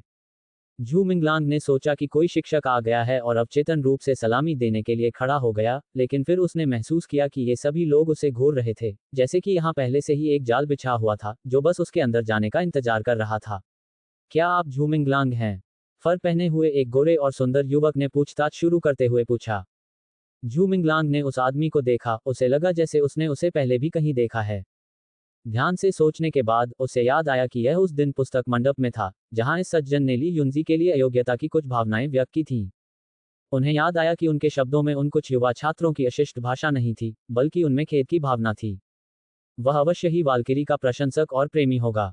समस्या ये थी कि वह आरोप लगाने और भिड़ने के लिए क्यों तैयार दिख रहा था, और जाहिर है कि वह ऐसे विचार रखने वाला अकेला व्यक्ति नहीं था। क्या उन्हें पता था कि वह आज इस मासिक व्याख्यान में अवश्य भाग लेंगे? झू मिंगलांग ने चारों ओर नजर घुमाए और पाया कि उसके कुछ छात्रावास के साथी, जिनसे वह कभी कभार ही मिलता था, वे भी कक्षा में थे और उनकी नजरें उससे बच रही थीं। इसमें कोई आश्चर्य नहीं कि कल रात उसका प्रांगण इतना शांत था, ऐसा प्रतीत हुआ कि वे आज उसे यहीं रोकने के लिए सहमत हो गए थे। उन्होंने सोचा था कि अकादमी के अंदर का माहौल बाहरी दुनिया की तरह अस्थिर नहीं होगा, लेकिन ऐसा लग रहा था कि इस मुद्दे पर भी स्थिति वैसी ही थी। चाहे आप झू मिंगलांग हो या नहीं, क्या आप इतना भी स्वीकार करने की हिम्मत नहीं करते? फर कोट वाले गोरे और सुंदर आदमी ने फिर पूछा। हाँ, मैं हूँ। क्या मैं जान सकता हूँ कि इतने सारे साथी वरिष्ठ यहाँ क्यों इकट्ठे हुए हैं? झू मिंगलांग ने जवाब दिया। तुम्हारी हिम्मत कैसे हुई पूछने की? क्या वह बुटू का आवारा तुम हो?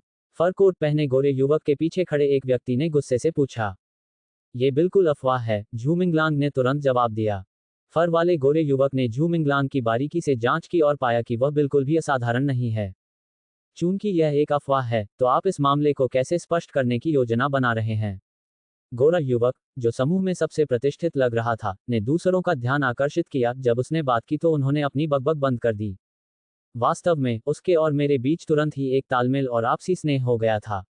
कालकोठरी जैसी कोई चीज नहीं होती, ये सिर्फ इतना है कि कुछ लोग हमें साथ में खुश नहीं देख सकते और एक ऐसी सुंदरता को देखना बर्दाश्त नहीं कर सकते जिसका दिल उसके साथ हो। इस प्रकार वे मुझे नीचा दिखाने और उसका अपमान करने के लिए ऐसे घिनौने तरीके अपनाते हैं। झू मिंगलांग ने भीड़ के सामने सही कहा। ली युनजी को आपके साथ तुरंत तालमेल महसूस हुआ। आप, गोरा युवक, जिसने तब तक कुछ संयम बनाए रखा था, झू मिंगलांग के शब्दों को सुनते ही तुरंत तिरस्कार और घृणा का भाव दिखाया। हाँ, यह एक पुरुष और एक महिला के बीच आपसी खुशी के सबसे आम अनुभव से ज्यादा कुछ नहीं है, फिर भी कुछ दुर्भावनापूर्ण व्यक्तियों ने इसे कुछ बदसूरत बना दिया है। ये संभावना है कि हमारे पैतृक ड्रैगन सिटी के वाल्किरी की शानदार छवि को बदनाम करने के लिए दुश्मनों द्वारा कुछ अफवाहें भी फैलाई गई हों। बेशक, मुझे, झू मिंगलैंग को भी बदनाम करने के लिए। इसलिए, मुझे लगता है कि अफवाहें फैलाने वाले या तो दुश्मन शहरों के जासूस हैं या ली युनजी के विकृत प्रशंसक हैं, झू मिंगलैंग ने कहा, उनकी आवाज में आक्रोशपूर्ण धार्मिकता झलक रही थी। ऐसी बकवास मत करो, महिला सम्राट को तुम पर क्या फिदा होना चाहिए? पुरुष छात्रों ने अपना अविश्वास व्यक्त किया। दिल के मामलों को स्पष्ट रूप से समझाना मुश्किल है। सच में, मुझे भी समझ नहीं आता कि मैं उससे प्यार क्यों करने लगा। शायद किसी के लिए प्यार को किसी कारण की जरूरत नहीं होती, झू मिंगलांग ने एक कवि की उदासी के स्पर्श के साथ कहा। एक हाथ से पुस्तक पकड़े हुए, उसकी आंखें गहरी और चिंतनशील थीं, वह देखता रहा। खिड़की से बाहर ठंडे बेर के फूलों को देखते हुए, एक सच्चे कवि की तरह, कभी खुशी व्यक्त करते हुए, कभी मीठी मुस्कुराहट को याद करते हुए, और कभी कभी मोह से बड़बड़ाते हुए। उसके आसपास के लोगों के हाव भाव बदल गए, विशेषकर वह गोरा युवक, जिसकी आंखें राक्षसी रोशनी से जगमगा रही थीं। उसने पहले कभी इतना बेशर्म इंसान नहीं देखा था। ये भी समझ में नहीं आया कि वह अपने प्यार में क्यों पड़ गई। ये शब्द किसी मनुष्य द्वारा क्या बोले गए थे? वाल्किरी का नाम केवल उसकी बुद्धि और बहादुरी के कारण है, बल्कि उसके स्वभाव का भी कारण है, जो स्वर्ग से आई परी की तरह है। जिसने भी उसे देखा, उसने अपनी जादुई दुनिया को चकित कर दिया। क्या आपने, एक अनाम अज्ञात व्यक्ति को, ये जानने के लिए अपना दिमाग खपाना भेजा है कि आप उसकी प्रति क्यों मोहित थे? हम सब पुरुष हैं। अध्याय 56 मेरी पत्नी। अनुवादक, एक्सोस टेल्स। संपादक, एक्सोस टेल्स। देवियों और सज्जनों, मैं जानता हूं कि आप सभी लंबे समय से मेरे परिवार की युनजी की प्रशंसा करते रहे हैं और आपने कई झूठी अफवाहें सुनी हैं। अगर आप सच में उसका सम्मान और आदर करते हैं, तो कृपया उन गंदे शब्दों और बदनामी पर अब और विश्वास न करें, झू मिंगलैंग ने आगे कहा। उनका स्वर इतना दृढ़ था, उनका रवैया इतना गंभीर था कि एक क्षण के लिए, उन पर आरोप लगाने आए छात्रों के समूह को समझ में नहीं आया कि क्या जवाब दें। मुझे विश्वास नहीं होता, महिला सम्राट कभी भी आप जैसे किसी व्यक्ति को कैसे पसंद कर सकती है? अंततः खुद को रोक पाने में असमर्थ, एक सुंदर युवा स्वामी ने झू मिंगलांग की ओर इशारा करते हुए गुस्से से कहा, तुमने उसके महान नाम को कलंकित किया है, और हम तुम्हें माफ नहीं कर सकते। झू मिंगलांग, सुंदर युवा मालिक के शर्म से भरे क्रोध को देखकर, इसे मनोरंजक मानने से खुद को रोक नहीं सका। यह अजीब है न? पिछले कुछ महीनों में, पूरे पैतृक ड्रैगन शहर राज्य में, अंदर और बाहर, ली युनजी को बदनाम करने के अलावा कुछ नहीं हुआ है। मैंने आप जैसे क्रोधित सज्जनों को उस समय ऐसा समूह बनाते हुए क्यों नहीं देखा, ताकि उसका समर्थन किया जा सके और उन लोगों की निंदा की जा सके जिन्होंने अपने शब्दों से उसका अपमान किया। झू मिंगलैंग ने भीड़ से पूछा। नवंबर AL.com पर नए अध्यायों का अनुसरण करें। कुछ लोग सचमुच पाखंडी और घृणित होते हैं। कई महीनों तक पैट्रिक ड्रैगन सिटी स्टेट में रहने के बाद झू मिंगलांग ने सड़कों पर और अकादमी के भीतर एक से अधिक बार उन लोगों के बारे में सुना था जिन्होंने वास्तव में उसके नाम को बदनाम किया था, लेकिन एक भी व्यक्ति को उन्हें रोकने के लिए बोलते नहीं देखा था, न ही उसने कभी महिला सम्राट के प्रशंसकों के इस तथाकथित समूह को देखा था। ऐसा कैसे हुआ कि जिस क्षण ली युंजी ने महिला सम्राट की अपनी उपाधि पुनः प्राप्त की तथा पश्चिमी संघर्षों और पूर्वी अराजकता के बीच अपनी शक्ति का पुनः प्रदर्शन किया, ये सभी लोग तुरंत कार्रवाई में जुट गए। जब उन्हें पता चला कि भिखारी वह झू मिंगलांग था, तो सारा दोष उस पर मढ़ा गया। क्या ये सच्ची निष्ठा थी या इसके पीछे कोई गुप्त उद्देश्य था? हम कैसे हस्तक्षेप नहीं कर सकते थे, लेकिन जब तक ये घातक ट्यूमर मौजूद है, वह कभी भी इस गंदी छाया से मुक्त नहीं हो पाएगी। अगर मैं आप होता, तो अपनी निम्न स्थिति को जानते हुए मैं बहुत पहले ही खुद को फांसी लगा लेता। सुंदर युवा स्वामी अब गुस्से से लाल हो गया था। बिल्कुल, तुम्हारे जैसा कोई इस दुनिया में जीने लायक नहीं है। तुमने शालीनता का अपमान किया है। कितना घृणित। जल्द ही सभी को अपनी आक्रामकता के लिए एक सामान्य रास्ता मिल गया, जो था उसके प्रति सभी अपमानजनक शब्दों की बौछार करना। ईर्ष्या लोगों को बदसूरत बना देती है। जब आप सभी अभी मुझसे बात कर रहे थे, तो मैं आपकी भावनाओं को समझ सकता था। आखिरकार मेरे परिवार की युंजी वास्तव में बुद्धिमत्ता और सुंदरता का बेहतरीन मिश्रण है। आपके लिए यह स्वीकार करना सामान्य है कि उसका दिल किसी और का है। फिर भी मैंने आपको सच्चाई बता दी है, फिर भी आप पागल कुत्तों की तरह मुझ पर टूट पड़ते हैं। एक सम्मानित व्यक्ति के रूप में मैं इसे बर्दाश्त नहीं कर सकता, झू मिंगलैंग ने अपना संयम बनाए रखते हुए कहा। अकादमी में हर कोई सुंदर युवा मास्टर का अनुचर नहीं था।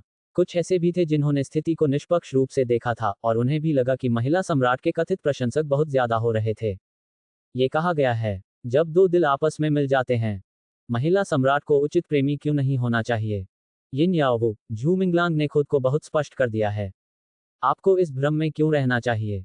मुझे लगता है कि यह एक अच्छी बात है, कम से कम हमारे शहर राज्य की महिला सम्राट को उन पिछले दुर्भावनापूर्ण शब्दों का सामना नहीं करना पड़ेगा। तब एक वरिष्ठ बहन ने बाहर आकर सुंदर युवा मास्टर से कहा। झू मिंगलैंग ने इस वरिष्ठ बहन को पहचान लिया। वह उन लोगों में से एक थी जो शुरू में रोंग वैली सिटी गई थी। उसने के बेई और डुआन लैन की घटना के बारे में सुना होगा।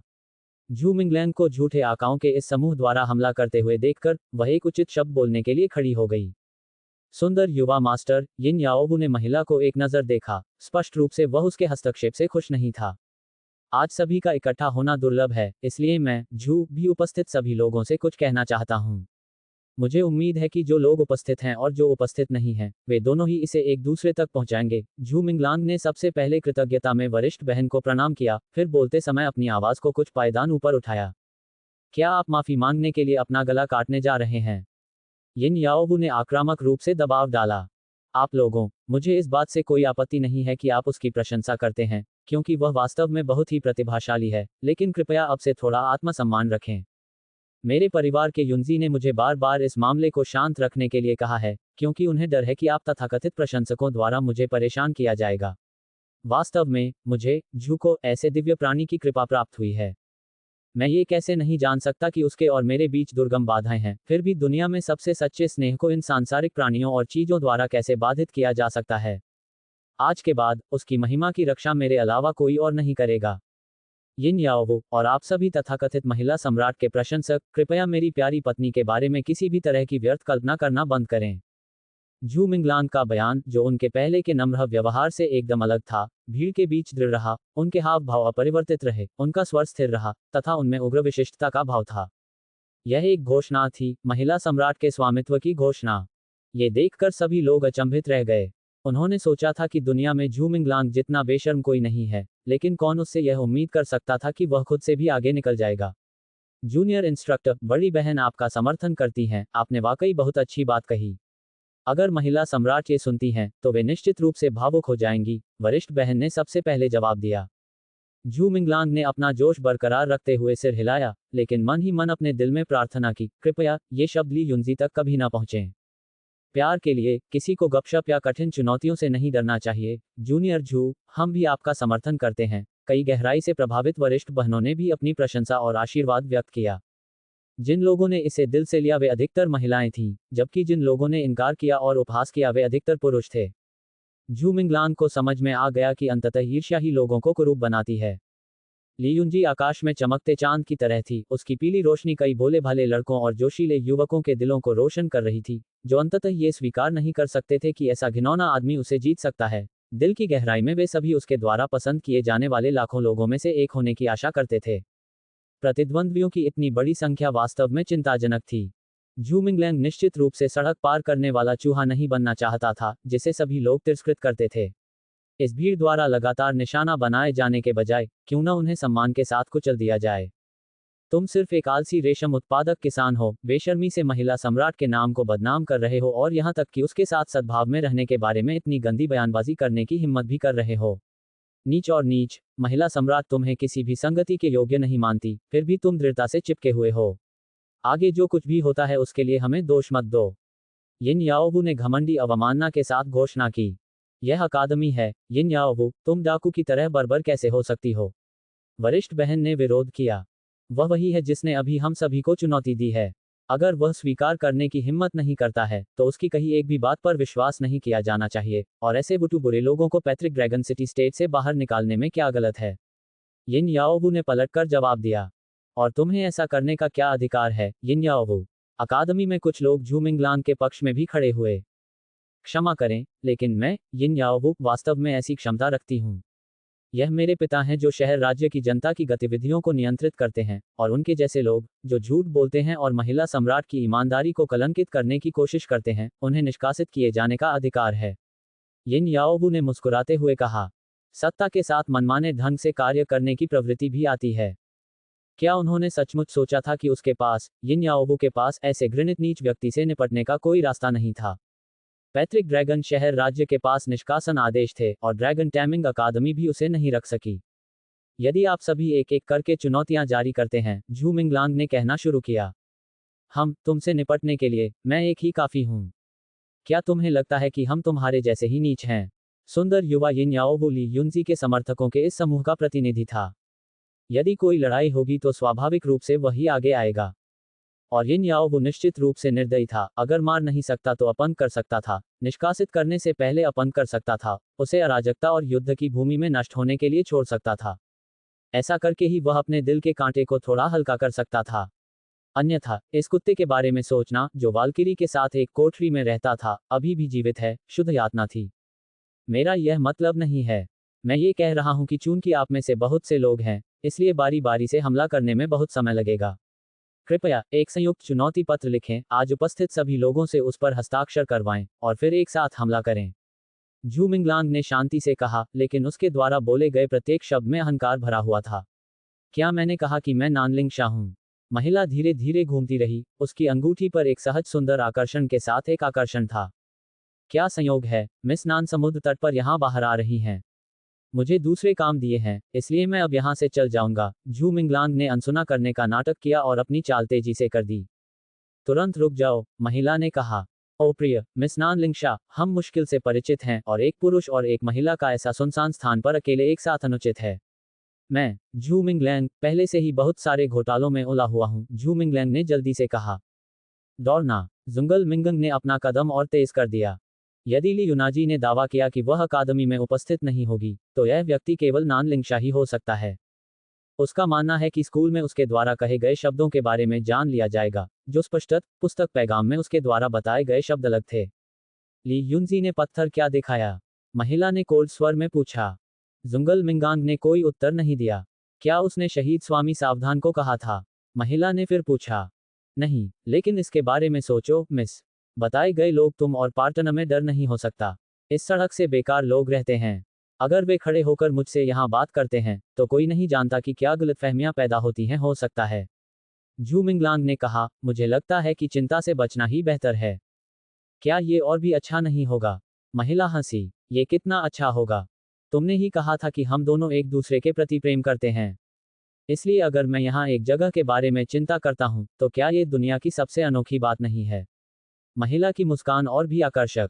मिस, मेरा आपसे कोई लेना देना नहीं है। जुंगल मियांग ने जोर से कॉल किया। दूसरे लोग इसे इस तरह से नहीं देखते हैं। मैं पूरे दिन घूंघट पहनता हूं और थक जाता हूं। ताजी हवा में सांस लेना अच्छा है। चलो, मिस्टर झू, मैं वॉफे के साथ आदमियों के मैदान में घूमता हूं। महिला ने अपना हाथ खींचा और अपने प्यारे बालों को खूबसूरती से समेटा। इस कार्रवाई से झू मिंगलांग स्तब्ध रह गया।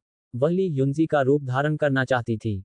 दरअसल एक बार जब उसने अपने बाल ऊपर खींचे तो उसकी आह ली युनजी के साथ अंकित हो गई। उनकी उपस्थिति का तो यही कहना था। बिल्कुल ही चमकदार आंखें, आयामी ही आश्चर्यजनक सुंदरता। झू मिंगलांग ने कुछ कदम पीछे ले लिए, इस डर से कि कुछ और झलकियों ने उसे अंतर समझ में पूरी तरह से अकल्पनीय बना दिया। अध्याय 58 आपके साथ खेलना। अनुवादक 100 टेल्स, संपादक 100 टेल्स। मिस लिंगशा, आपके मन में क्या है? जुंगल मिंगंग हंसने और रोने से खुद को रोक नहीं सका।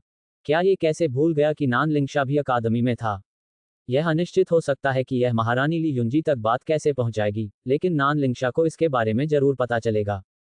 अब वह क्या करे? क्या आपको लगता है कि मुझे समझ नहीं आ रहा है कि आप क्या सोच रही हैं? आप बस चाहती हैं कि ये सैंट अफवाहें बंद हो जाएं, ताकि ली युनजी को पहले जो अपमान सहना पड़ा था, वह धो जाए। महिला ने कहा। मिस मेरी बात समझती है। व्यक्तिगत मामलों की तुलना ड्रैगन सिटी स्टेट के महान मामलों से कैसे हो सकती है? मैं एक छोटा सा त्याग कर रहा हूं, झू मिंगलांग ने कहा। लेकिन आप अकेले ही सब कुछ कैसे कर सकते हैं? ये बहुत कम संभावना है कि गर्वित ली युनजी इस काम में आपकी मदद करेंगी, महिला ने आगे कहा। मिस, मैं खुद ही निर्देशन और अभिनय कर सकता हूं, मेरी मदद करने के लिए आपको चिंता करने की कोई आवश्यकता नहीं है, झू मिंगलांग ने कहा। यह एक अच्छा विचार है। इस तरह मुझे हमेशा एक ही अपमान सहना नहीं पड़ता। क्या मेरा नाम साफ करना अच्छा नहीं है? महिला की अंतिम शरद ऋतु के पानी की तरह चमक उठी, और जब उसने झू मिंगल को देखा तो उसने स्नेह का संकेत दिखाने की कोशिश की। उस सहज आह को नियंत्रित और हर गतिविधि और अभिव्यक्ति सुविचारित लग रही थी। महिला झू मिंगलांग के सामने कुछ कदम आगे की शोभा। ली युनजी की शांति और अप्राप्य आभा को अचानक उसने अपने वश में कर लिया, मानो वह खुद ली युनजी हो, अनोखी। मिंगलांग, क्या तुम मुझे युनजी या लिंगशा के रूप में देखते हो? उसकी आवाज नरभक्षी थी, लेकिन उसमें ठंडक का एहसास था, बिल्कुल उसी तरह जैसे महारानी ली यू बोलती थी। मिस, झू मिंगलांग ने गहरी सांस ली। उन्हें लगा था कि उनकी अभिनय क्षमता इतनी अच्छी है कि दुनिया में उनका कोई भी साथी नहीं बन पाएगा, लेकिन नान लिंगशा के व्यवहार और स्वभाव में बदलाव देखने को मिला। मैं इस मिलन समारोह में आपके साथ काम करूंगी, पहली नजर दोस्ती में होगी, महिला ने एक झूले के साथ कहा, और ली युनजी के व्यवहार में और भी अधिक फिट बैठने के लिए अपनी थोड़ी सी हठधर्मिता को दूर कर दिया। अगर शुरू से ही वह इस तरह की होती है, तो झू बातलांग कुछ भी नहीं बता पाता। ये तो अस्वाभाविक था। ये छोटी बहन अपनी बड़ी बहन की नकल उतार सकती है। अहम, मिस लिंगशा, झू मिंगलांग को अनुभूति महसूस होने लगी थी। तुमने बताया कि मैं नान लिंगशा हूं। महिला की गर्भावस्था में महिला की भौहें झलक रही थी। जुंगल मिंगांग को ऐसा लगा जैसे उसका सिर फट जाएगा। वह इसे कैसे खत्म करेगा? वह पूरी तरह से उस भूमिका में समा गई थी। वह अपनी पत्नी को कैसे समझाती है? वह महारानी ली युनजी को कैसे समझती है? चुंगलांग, तुम अभी भी यहाँ क्यों हो? उसी समय विलोफोस रेस्टोरेंट रोड पर पीछे से एक आवाज आई। चुंगल मिंग डर के मारे पीला पड़ गया। जैसे ही वह छिपने वाला था, उसके बगल में ली युनजी ने उसे चाटे से रोक दिया और उसे भयंकर दृष्टि से देखा। महिला ने ठंडे स्वर में कहा, अगर आपने मुझसे संपर्क करने की हकीकत की, तो मैं आपको युनजी की पहचान बता दूंगी। जुंगल मिंगांग को आखिरकार समझ में आया कि महारानी ली युनजी ने उन्हें नान लिंगशा से सावधान रहने की चेतावनी क्यों दी थी। यह महिला पूरी तरह से शांत थी और बड़ी परेशानी खड़ी करने से कतराती नहीं थी। नए आए लोग दो अज्ञात थे। नान ये और ली शाओयंग ने झू मिंगलांग को विलो पेड़ के नीचे खड़ा देखा। जब वे कुछ कदम आगे बढ़े तो नान यी और ली शाओयंग की नज़र विलो के भाग से अलग रूप में हुई, जो सुंदर शिखर पर स्थित थी। बहन लिंगशा। नान के चेहरे पर आश्चर्य का भाव तब दिखा जब उसने झू मिंगलांग के बगल वाली महिला को देखा। ये स्पष्ट था कि नान लिंगशा का नान परिवार में बहुत ऊंचा स्थान था। उसे देखकर नान ये, जो आमतौर पर बहुत घमंडी होता था, ने सावधानी से काम लिया और नान लिंगशा के प्रति सम्मान प्रकट किया। लेकिन ली शाओयंग हक्का बक्का देख रही थी। जुंगल मिंगंग के बगल में खड़ी महिला बिल्कुल रही ली युनजी जैसी दिख रही थी। जैसा कि उस चित्र में दिखाया गया है, उसके सुंदर अक्षर अलग हैं। ली शाओयंग ने सोचा था कि झू मिंगलांग की बातें बन रही थीं, लेकिन कौन जानता है कि वास्तव में उनका ली युनजी के साथ क्या संबंध था। मैं यूं हूं, नान ये, महिला ने शांति से कहा। ओह ओह, मेरी माफी। महारानी युनजी को ड्रैगन टैमिंग अकादमी में क्या दिखाया गया है? जैसे ही नान ये ने झू मिंगलांग को देखा, उसकी आंख भी चमक उठी। हालांकि वह चमत्कारी था, लेकिन एक बार जब उसे पता चला कि वह ली युनजी थी, तो उसने फिर से रियलिटी शो नहीं दिखाए और एक बार फिर उसके सामने आ गई। जुंगल मिंगंग को नान ये की प्रतिक्रिया काफी अजीब लगी। नान ये, ओह नान ये, तुम क्या हो? तुम अपनी बहन को भी नहीं पहचान सकते? आप दोनों आगे बढ़ें। मुझे झू मिंगलांग से कुछ बातें कहनी है। महिला ने अपना हित और अलग अलग व्यवहार बनाए रखा। ठीक है, ठीक है। नान ये ने फिर से सम्मान देख सिर झुकाया। अभी भी स्तब्ध ली शाओयंग को खींचा गया। नान ये जल्दी से आगे बढ़ गया। वे केवल ड्रैगन द्वंद्व देखने आए थे और वहां उन्होंने पाया कि झू मिंगलांग और ली युनजी एक निजी बैठक कर रहे थे। तो जुंगल मिंगांग ने जो कुछ कहा वह सब सच था। जुंगल मिंगंग में क्या योग्यता है? महारानी युनजी अपने प्यार में क्यों पड़ गई? बैट रिवरफील्ड तक जीवित रहे, नान को अभी भी अपनी स्थापना से शुरुआत नहीं मिली थी। उन्होंने इसे स्वीकार करने में कुछ हद तक असमर्थ था। ये पिछला संस्करण भी कम विश्वसनीय लगा। ये वास्तव में झू मिंगलांग है, वह और महिला सम्राट वास्तव में इसमें शामिल हैं। हे भगवान, झू मिंगल महारानी की शर्म की बात है, वह अफवाहों से भटकने वाला है। ओह, रुको, ठीक नहीं है, वे आपस में दोस्ती कर रहे हैं, अफवाहों से प्रभावित हैं, लेकिन झू मिंगलांग क्यों? हालांकि वह एक ड्रैगन शेफर्ड बन गया है और उसके पास शक्तिशाली ड्रैगन है, फिर भी उसकी और महिला सम्राट की स्थिति के बीच एक अंतर बड़ा होना चाहिए। ली शाओयंग ने खुद को आरक्षित रूप से कहा। पता चला कि उन्होंने अपने ठीक बगल की कहानी बताई थी। नान ये को भी अब महसूस हुआ कि चीजें और भी ज्यादा पेचीदा होती जा रही थीं। वह नान परिवार का वंशज था। महारानी ली युनजी को जो अपमान सहना पड़ा, उसके बारे में उन्होंने जो सच्चाई समझी, वह सड़कों पर फैली अफवाहों से बिल्कुल अलग थी। नान यी के विचार में कालकोठरी की घटना अधिकांशतः सत्य थी। लेकिन ये तथ्य कि वह आवारा झू मिंगलांग था, कुछ हद तक विचित्र था।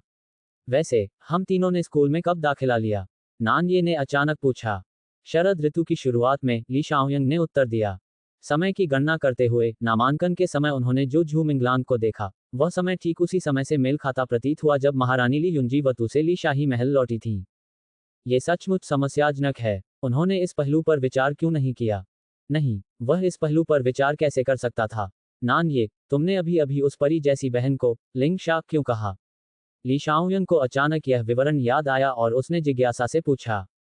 तुम्हें इन सब सवालों से क्या मतलब है? नान ये ने चिढ़कर कहा। अकादमी की कलाकार नान लिंग शा। मैंने अकादमी के कुछ लोगों को कहते सुना है कि वह भी बहुत सुंदर है।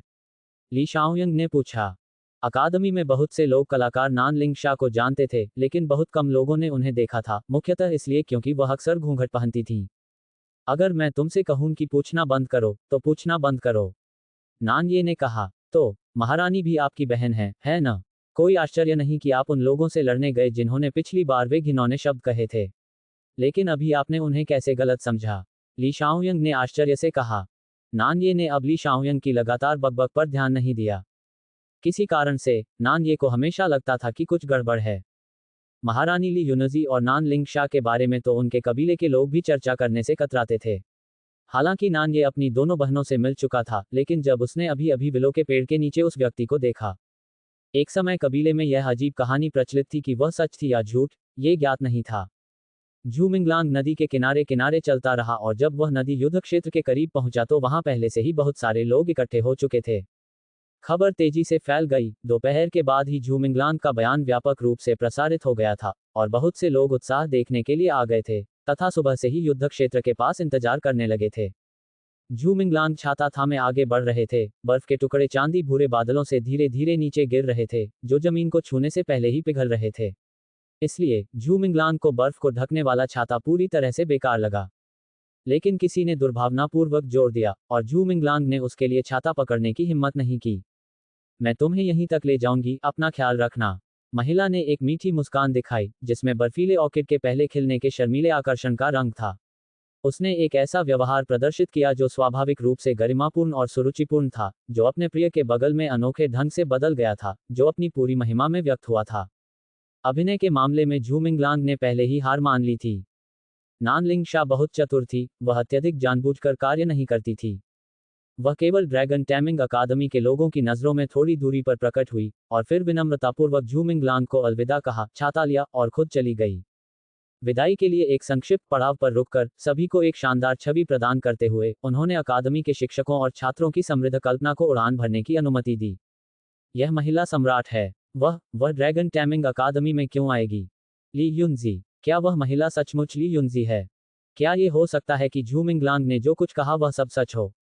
एक क्षण के लिए, द्वंद्व युद्ध देखने के लिए प्रतीक्षा कर रहे सभी शिष्य उस आकृति के कारण उत्साह से उबल पड़े। तो पिछली सारी अफवाहें झूठी थीं। क्या वैल्किरी और आवारा, ये स्पष्ट रूप से एक निष्पक्ष महिला और एक महान सज्जन थे?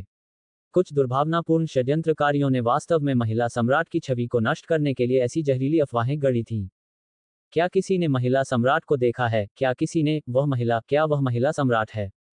बिल्कुल निश्चित, मैंने उसे समारोह में देखा है, और वह महिला चित्रों में दिखने वाली महिला के समान ही दिखती है, इसमें कोई गलती नहीं है। महिला सम्राट इतनी व्यस्त होने के बावजूद झू मिंगलांग की देखभाल करने के लिए अकादमी में आना नहीं भूलती। इसके बजाय कुछ लोग खुद को उसका समर्थक घोषित करते हैं, लेकिन अब उनके चेहरे सूज गए होंगे। उस बहन ने ताना मारा जिसने यिन याओबू को उसके अहंकार के लिए मजाक उड़ाना शुरू कर दिया था। यिन याओबू का चेहरा अब नीला पड़ गया था। यद्यपि ये केवल एक क्षणभंगुर झलक थी, लेकिन वह आश्चर्यजनक उपस्थिति कुछ ऐसी थी जिसका मुकाबला पैट्रिक ड्रैगन नगर राज्य में बहुत कम लोग कर सकते थे। क्या ये सचमुच ली यूनजी था? तो फिर झू मिंगलांग ने जो कुछ कहा वह सब सच था। घृणित वाल्किरी ने न केवल उसके शरीर पर कब्जा कर लिया, बल्कि उसने उसका शरीर भी चुरा लिया। दिल, ये झू मिंगलांग, उसकी मौत महत्वहीन है। इतनी दूर से कौन गारंटी दे सकता है कि यह निश्चित रूप से महारानी ली यूनजी थी? हो सकता है कि झू मिंगलांग ने कहीं से कोई महिला ढूंढ ली हो जो उसका रूप धारण कर सके। जब तक महिला सम्राट स्वयं इसकी घोषणा नहीं करती, हम इस पर विश्वास नहीं करेंगे। यिन याओबू ने ऊंची आवाज में सभी से कहा। ठीक है, यिन याओबू सही है। अगर यह सच है, तो उसे हमें व्यक्तिगत रूप से बताना चाहिए, अन्यथा हम हार नहीं मानेंगे। तुम लोग बहुत ही नासमझ हो, क्या तुम्हें शर्म नहीं आती? एक चुनौती जारी की गई है, उसे लड़ाई स्वीकार करनी होगी। भले ही वह जो कहता है वह सच हो, लेकिन उसे महिला सम्राट की प्रतिष्ठा की रक्षा करने के लिए क्या योग्यता है? क्या उसके पास ताकत है? महारानी के योग्य दामाद को एक अद्वितीय योद्धा होना चाहिए, जिसे कोई भी हरा नहीं सकता। यिन याओबू ने आगे कहा। बहन, अब उनसे बहस करने की क्या जरूरत है? उनके दिल में स्पष्ट रूप से अनुशासन की कमी है। झू मिंगलांग ने आगे आकर बहन से धीरे से बात करते हुए कहा। अध्याय 59 ड्रैगन का सामना। अनुवादक, एक्सोस टेल्स। संपादक, एक्सोस टेल्स। ये चैलेंज लेटर हमने तैयार किया है। ये श्रेष्ठ किफे बेशर्म और बेलगाम बदमाश है। अकादमी के कई छात्र सबक सिखाने के लिए उत्सुक हैं। आप खुद ही देख लो। यिन याओजू ने संयुक्त पत्र झू मिंगलांग को यात्रा दी। जुंगल मिंगंग ने इसे ले लिया। वाह, असल में 70 या 80 लोग। क्या उसने कुछ ज्यादा ही कर दिया और कुछ सामान को भी इसमें शामिल कर लिया? सच्ची मशीनें हमेशा के लिए स्टॉक से भरी होती हैं। 100 से भी कम लोगों की जांच में मैं, झू मिंगलांग, कैसे पीछे हट सकता था? झू मिंगलांग ने कहा, उसका चेहरा स्थापत्य था। ऐसा देखने के बाद झू मिंगलांग अकादमी की कई बड़ी बहन छत्रों के सहयोगियों के नीचे नदी युद्ध क्षेत्र की ओर चली गई, इस गर्व के साथ कि वह इस दुनिया का सामना करने के लिए एक व्यक्ति के रूप में तैयार है। हालांकि किसी कारणवश कुछ दूरगामी पिंडों के बाद उसके शेयरों में गिरावट आई और उसे नियंत्रित करने की पूरी कोशिश की गई, ताकि शेयरों को उसकी कोई खामी पता न चल जाए। उनके मित्र के प्रशंसकों की संख्या इतनी अधिक क्या है? ये जादुई ड्रैगन सिटी वास्तव में एक ही अनोखी वस्तु क्या है? अकादमी के आधिकारिक ड्रैगन हेरिंग इंजीनियर्स की संख्या बस कुछ हजार होनी चाहिए, और कई बार सभी दिशाओं में यात्राएं की जाती हैं। तो अचानक ये चुनौती पत्र पर ऑफिस अतिरिक्त लोग कैसे लगे? अन्य सुंदरियां भी आकर्षक हैं, है ना? इन सहपाठियों की पसंद कैसी है? शायद उसे नदी पार करने के बाद भाग जाना चाहिए। जब तक झू मिंगलांग ने नदी पार की, चुनौती देने वाला दल भी धीरे धीरे नदी के दूसरी ओर चला गया। कुल मिलाकर वहां 20 छात्र थे, जिनमें से मुख्य रूप से वे पाखंडी समर्थक थे। क्वी एकेडमी में झू मिंगलांग को घेर लिया गया था। अकादमी ने पहले ही नियम बना दिए थे कि हर लड़ाई में 20 से ज्यादा लोग शामिल नहीं हो सकते थे। हालांकि परीक्षण के लिए मैं अकेला ही काफी हूं। बाकियों को बस अपने ड्रैगन को किनारे से देखना होगा, यिन याओजू ने कंप्यूटर से कहा। अच्छा, एक बार जब तुम उसे हरा दोगे, तो हम सब मिलकर उसके मुंह पर लगेंगे, चेन लीलुओ ने कहा। चेन लीलुओ की ताकत यिन याओजू से भी अधिक, और अकादमी में भी उनकी काफी प्रभावशाली थी। हालांकि वे झू मिंगलांग को बाहर जा रहे थे, इसलिए ये लगा कि यह काम अच्छे से किया गया है। इसके अलावा दूसरे पक्ष ने इस तरह से चुनौती का जवाब दिया, तो वह कुछ छिपा रहा होगा। चेन लीलुओ के वहां से किसी भी शांति घटना को पुनर्जीवित किया जा रहा है।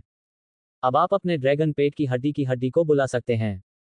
टुकड़ों को देखें। कुछ के खिलाफ लड़कों के लिए आप लड़ाई के लिए केवल एक ड्रैगन को मछली की जरूरत है। कृपया बुद्धि से चुनें। जम्हाई लेते और गतिशील दिशा में चलते हुए एक सुंदर युवा प्रशिक्षक फ्लाइंग बर्ड स्यूडो ड्रैगन पर सवार था, जो स्पष्ट रूप से इस कार्यक्रम के राष्ट्रपति भवन के लिए बहुत अनिच्छुक था। लेटेस्ट नॉवेल्स के लिए NovelBNCOM देखें। लंबे बाल वाला ये युवा प्रशिक्षु महिला छात्रों के बीच काफी मशहूर लग रही थी। उसके साथ लड़ाई देखकर आई बड़ी प्रतिपक्षी ने जब देखा कि यही है, तो उनकी अंतिम झलक दिखाई देती है। शिक्षक बाय यशु, परेशानी के लिए धन्यवाद। परेशानी के लिए धन्यवाद। यिन याओजू, चेन लीलुओ और अन्य लोग अदृश्य थे, फिर भी इस कलाकार के प्रति थोड़ा सा भी अनादर की हिम्मत नहीं मिली और एक के बाद एक झटका चला गया। चलो जल्दी से यह काम तय लें, मेरी 2 की झपकी में देरी मत करो।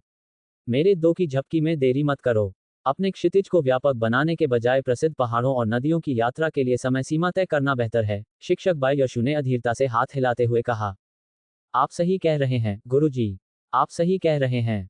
एक बार जब हम इस घमंडी व्यक्ति से अलग हो जाते हैं, तो हम निश्चित रूप से अनुभव प्राप्त करने के लिए और अधिक यात्रा करेंगे, यिन याओजू ने सम्मान डेक्स कहा। इसके बारे में बात करते हुए, इस बार आप पुजारियों के लिए लड़ रहे हैं, और दूसरी तरफ केवल एक ही व्यक्ति क्यों है? बायशु ने लेबल से पूछा। ओह, यह मिंगलांग है, उसने मेरी महिला सम्राट की प्रतिष्ठा को नष्ट कर दिया था। मुझे नहीं पता कि वह अकादमी से परिचय पत्र कैसे चोरी कर रही है। वह केवल अकादमी में घूमती रहती है, अपनी मृत्यु का इंतजार करती है, बल्कि वह पागलपन की बातें भी करती है। यिन याओजू ने झू मिंगल को महिला सम्राट द्वारा एकाधिकार प्राप्त करने के प्रयास के बारे में जल्दी से बताया। मैं नवीनतम हूँ, इससे पहले कुछ और दिलचस्प हो जाते हैं। बायशु ने अपने दोस्तों को ऊपर की ओर घुमाया, फिर भी अपना एक और पड़ोसी व्यवहार बनाया। प्रत्येक व्यक्ति ने एक ड्रैगन को बुलाया, जिसके परिणामस्वरूप नदी के पश्चिमी किनारे पर 20 ड्रैगन गिरा दिया गया। यिन याओजू के प्रारंभिक कथन के अनुसार, उनका एकमात्र कर्तव्य अपने दावे को अस्वीकार करने से रोकने के लिए किनारे से जयकार करना था। अंततः, एक बार जब वे प्रतिद्वंद्वियों को नीचे गिरा देते हैं, तो उन्हें प्रत्येक अपनी बारी पर फिर से उस पर कदम रखा जा सकता है और उस पर ठिकाना बनाया जा सकता है ताकि उसे यह समझाया जा सके कि वह वास्तव में क्या है, और किसी विधि का उपयोग करें जिससे वह इस दुनिया से पूरी तरह से गायब हो सकती है। यिन याओबू ने अपना आत्मिक क्षेत्र खोला और अपने पास मौजूद लाल राक्षस वाले स्पीड ड्रैगन को बुलाया। स्पीड ड्रैगन मानक प्राचीन ड्रैगन हैं, जिनमें विशेष रूप से चालाक और प्रकार के शिकारी शामिल हैं। इन बहकावे में न साथ ही स्पीड ड्रैगन का आकार, जो केवल एक वयस्क गाय या घोड़े के बराबर है, ड्रैगन्स के बीच, उन्हें विशेष रूप से अभ्य या मजबूत नहीं माना जाता है। हालांकि, वे बेहद तेज हैं, कूदने में कुशल हैं, और घाट उपयोग में भी बेहतर हैं। उनके पंजे पीछे हटने योग्य होते हैं, जो बहुत हद तक घूमने में सक्षम होते हैं, कुछ वध करने वाले ब्लेड उपकरणों के समान। एक बार जंगल में स्पीड ड्रैगन द्वारा निशाना बनाए जाने पर आमतौर पर इसका मतलब निश्चित मृत्यु होता है, क्योंकि उनकी शीर्ष स्तरीय ट्रैकिंग क्षमताएं हैं। यिन याओजू के लाल पंजे वाले स्पीड ड्रैगन को स्पष्ट रूप से युद्ध के मैदान में जल्लाद के रूप में प्रशिक्षित किया गया था। इसके अग्रपाद मानव भुजा से अधिक लचीले, चमड़े के कवच, मांस, हड्डियों को आसानी से काट सकते थे, और यहां तक कि आंतरिक अंगों को भी छेद सकते थे। इस तरह के एक क्रूर प्राणी में स्वाभाविक रूप से खूनी स्वभाव था। अगर ड्रैगन शेपर्ड इसे ठीक से नियंत्रित करने में विफल रहा, तो इस युद्ध के मैदान में दुर्घटना होने की बहुत संभावना थी। सौभाग्य से, ऐसी अकादमी लड़ाइयों में ड्रैगन शेपर्ड पर हमले की अनुमति नहीं थी, न ही छात्रों को ड्रैगनों को मारने की अनुमति थी। लेकिन नियम तो नियम थे, और ये न्याओवू उनका पालन करेगा या नहीं, ये पूरी तरह से एक अलग मामला था। चेन लीलुओ ने अपने ड्रैगन को भी बुलाया, एक स्टोन ड्रैगन जो सिर से लेकर पैर तक मोटे मिट्टी के पत्थर से ढका हुआ था। इस स्टोन ड्रैगन में न केवल प्राचीन ड्रैगन से त्रिभुज बख्तरबंद ड्रैगन रक्त रेखा थी, बल्कि ग्रे ड्रैगन से एक विशाल ड्रैगन का खून भी था। ये पूरी तरह से एक करीबी मुकाबला करने वाला राम नहीं था। अन्य 18 व्यक्तियों ने भी अपनी आत्मा अनुबंध मोहरों का खुलासा किया, तथा अपने सच्चे ड्रैगन का प्रदर्शन किया, जिनमें से अधिकांश का रिकॉर्ड बेस्टेरी में दर्ज था, हालांकि उनकी रक्त रेखाएं मिश्रित थीं। भयंकर गौरय ड्रैगन, पवन बहाव ड्रैगन, कृपाण दांतेदार टाइगर ड्रैगन, हिंसक भेड़िया ड्रैगन, हरे जंगल ड्रैगन। झू मिंगलैंग ने उनमें से अधिकांश को पहचान लिया क्योंकि उनकी विशिष्ट विशेषताएं काफी स्पष्ट थीं, लेकिन उनमें से एक ड्रैगन था जिसने झू मिंगलैंग का विशेष ध्यान आकर्षित किया, वह था एजियो ड्रैगन। इसमें कोई संदेह नहीं कि यह एक कैंडल ड्रैगन था। इसका आकार एक विशालकाय छिपकली जैसा था, जिसके शल्क अत्यंत चिकने थे तथा उन पर धब्बेदार पैटर्न थे। उसके पास केवल आगे के अंग थे, पिछले पंजे नहीं थे, और वह तेजी से चलता था। उसका पतला शरीर बांस के पत्ते के सांप की तरह लहराता था। इसके अलावा, उसके आगे के अंग स्पष्ट रूप से बहुत शक्तिशाली थे, जो बड़ी चट्टानों को आसानी से कुचलने में सक्षम थे। चून की प्रतिद्वंद्वी नदी के उस पार थे, इसलिए झू मिंगलांग कैंडल ड्रैगन के स्वामी की पहचान नहीं कर सका, लेकिन यह निश्चित रूप से ध्यान देने योग्य था। आपके पास कोई अन्य सहायता नहीं है? शिक्षक बायशु ने उड़ते हुए पक्षी छद्म ड्रैगन पर झू मिंगलांग के ऊपर चक्कर लगाते हुए पूछा। झू मिंगलांग ने कहा, यह मेरा अपना व्यवसाय है। शिक्षक बायशु ने कहा, आप अब अपने सभी ड्रैगन पालतू जानवरों को बुला सकते हैं, या आप अपने बुलाने के अधिकार को रख सकते हैं और चल रही लड़ाई के दौरान उन्हें बुला सकते हैं। झू मिंगलैंग ने सिर हिलाया और अपने आत्मिक क्षेत्र को भी खोल दिया, तथा ब्लैक एजियोर वायलेंट ड्रैगन को बुलाया जो जाने के लिए उतावला था। झू मिंगलैंग की आत्मा अनुबंध मोहरें सभी काली थीं। ब्लैक एज और हिंसक ड्रैगन विशाल सील गेट से बाहर निकल आया, कुछ हद तक कीचड़ भरे नदी के किनारे पर खड़ा था, लगभग सहज रूप से अपने गर्वित तानाशाह ड्रैगन की खोपड़ी को ऊपर उठाते हुए स्वर्ग में धारना चाहता था और अपने ड्रैगन की दबंग आत्मा को पूरी तरह से मुक्त करना चाहता था। लेकिन जैसे ही उसने अपना मुंह खोला, काले नीले हिंसक ड्रैगन की आंखों ने विपरीत तट पर दुश्मनों को स्कैन कर लिया। राक्षस और राक्षस ड्रैगन का एक समूह। अध्याय 60 ड्रैगन जनरल। अनुवादक एक्सोस टेल्स, संपादक एक्सोस टेल्स। उनमें से हर एक कम से कम ड्रैगन चाइल्ड लेवल का था और हर एक सच्चे ड्रैगन की शक्तिशाली आभा उत्सर्जित करता था, जो झरने के पूल के नीचे उन छोटे शैतानों से अतुलनीय था। ब्लैक एज और वायलेंट ड्रैगन के लिए उनमें से किसी एक के पास एकल युद्ध में उससे मुकाबला करने की ताकत थी। ब्लैक एज और वायलेंट ड्रैगन अब और दहाड़ने की हिम्मत नहीं कर पाया। उसने अपना सिर घुमाया, ऐसा लग रहा था जैसे वह अपने मालिक से पूछ रहा हो कि बचने के लिए उन्हें किस दिशा में भागना चाहिए। भागो, यह आज के लिए तुम्हारा प्रशिक्षण विषय है, झूमिंगलैंग ने ब्लैक एज और वायलेंट ड्रैगन से नाराज होकर कहा। तुम्हारी आत्मा कहाँ है? एक तानाशाह ड्रैगन और एक नीला ड्रैगन से पैदा हुआ संकर। ओहो, काला नीला हिंसक ड्रैगन उदास होकर चिल्लाया। अगर तुम मेरी जगह लेना चाहते हो तो बस कह दो, झूमिंगलांग। सबसे बुरी स्थिति में ब्लैक ट्रेजर अकेले ही पहाड़ों और समुद्रों में जा सकता है। क्या तुम मुझे जीने का कोई रास्ता नहीं दे सकते? अपनी उपस्थिति पर ध्यान दो, ब्लैक फैंग, अपनी उपस्थिति पर ध्यान दो। क्या तुम्हें मुझ पर भरोसा नहीं है? इसके अलावा मैं तुम्हें उन सब का सामना अकेले कैसे करने दे सकता हूँ? बाइक्यूई भी यहाँ है, झूमिंगलैंग ने कहा, अभी भी नाराज।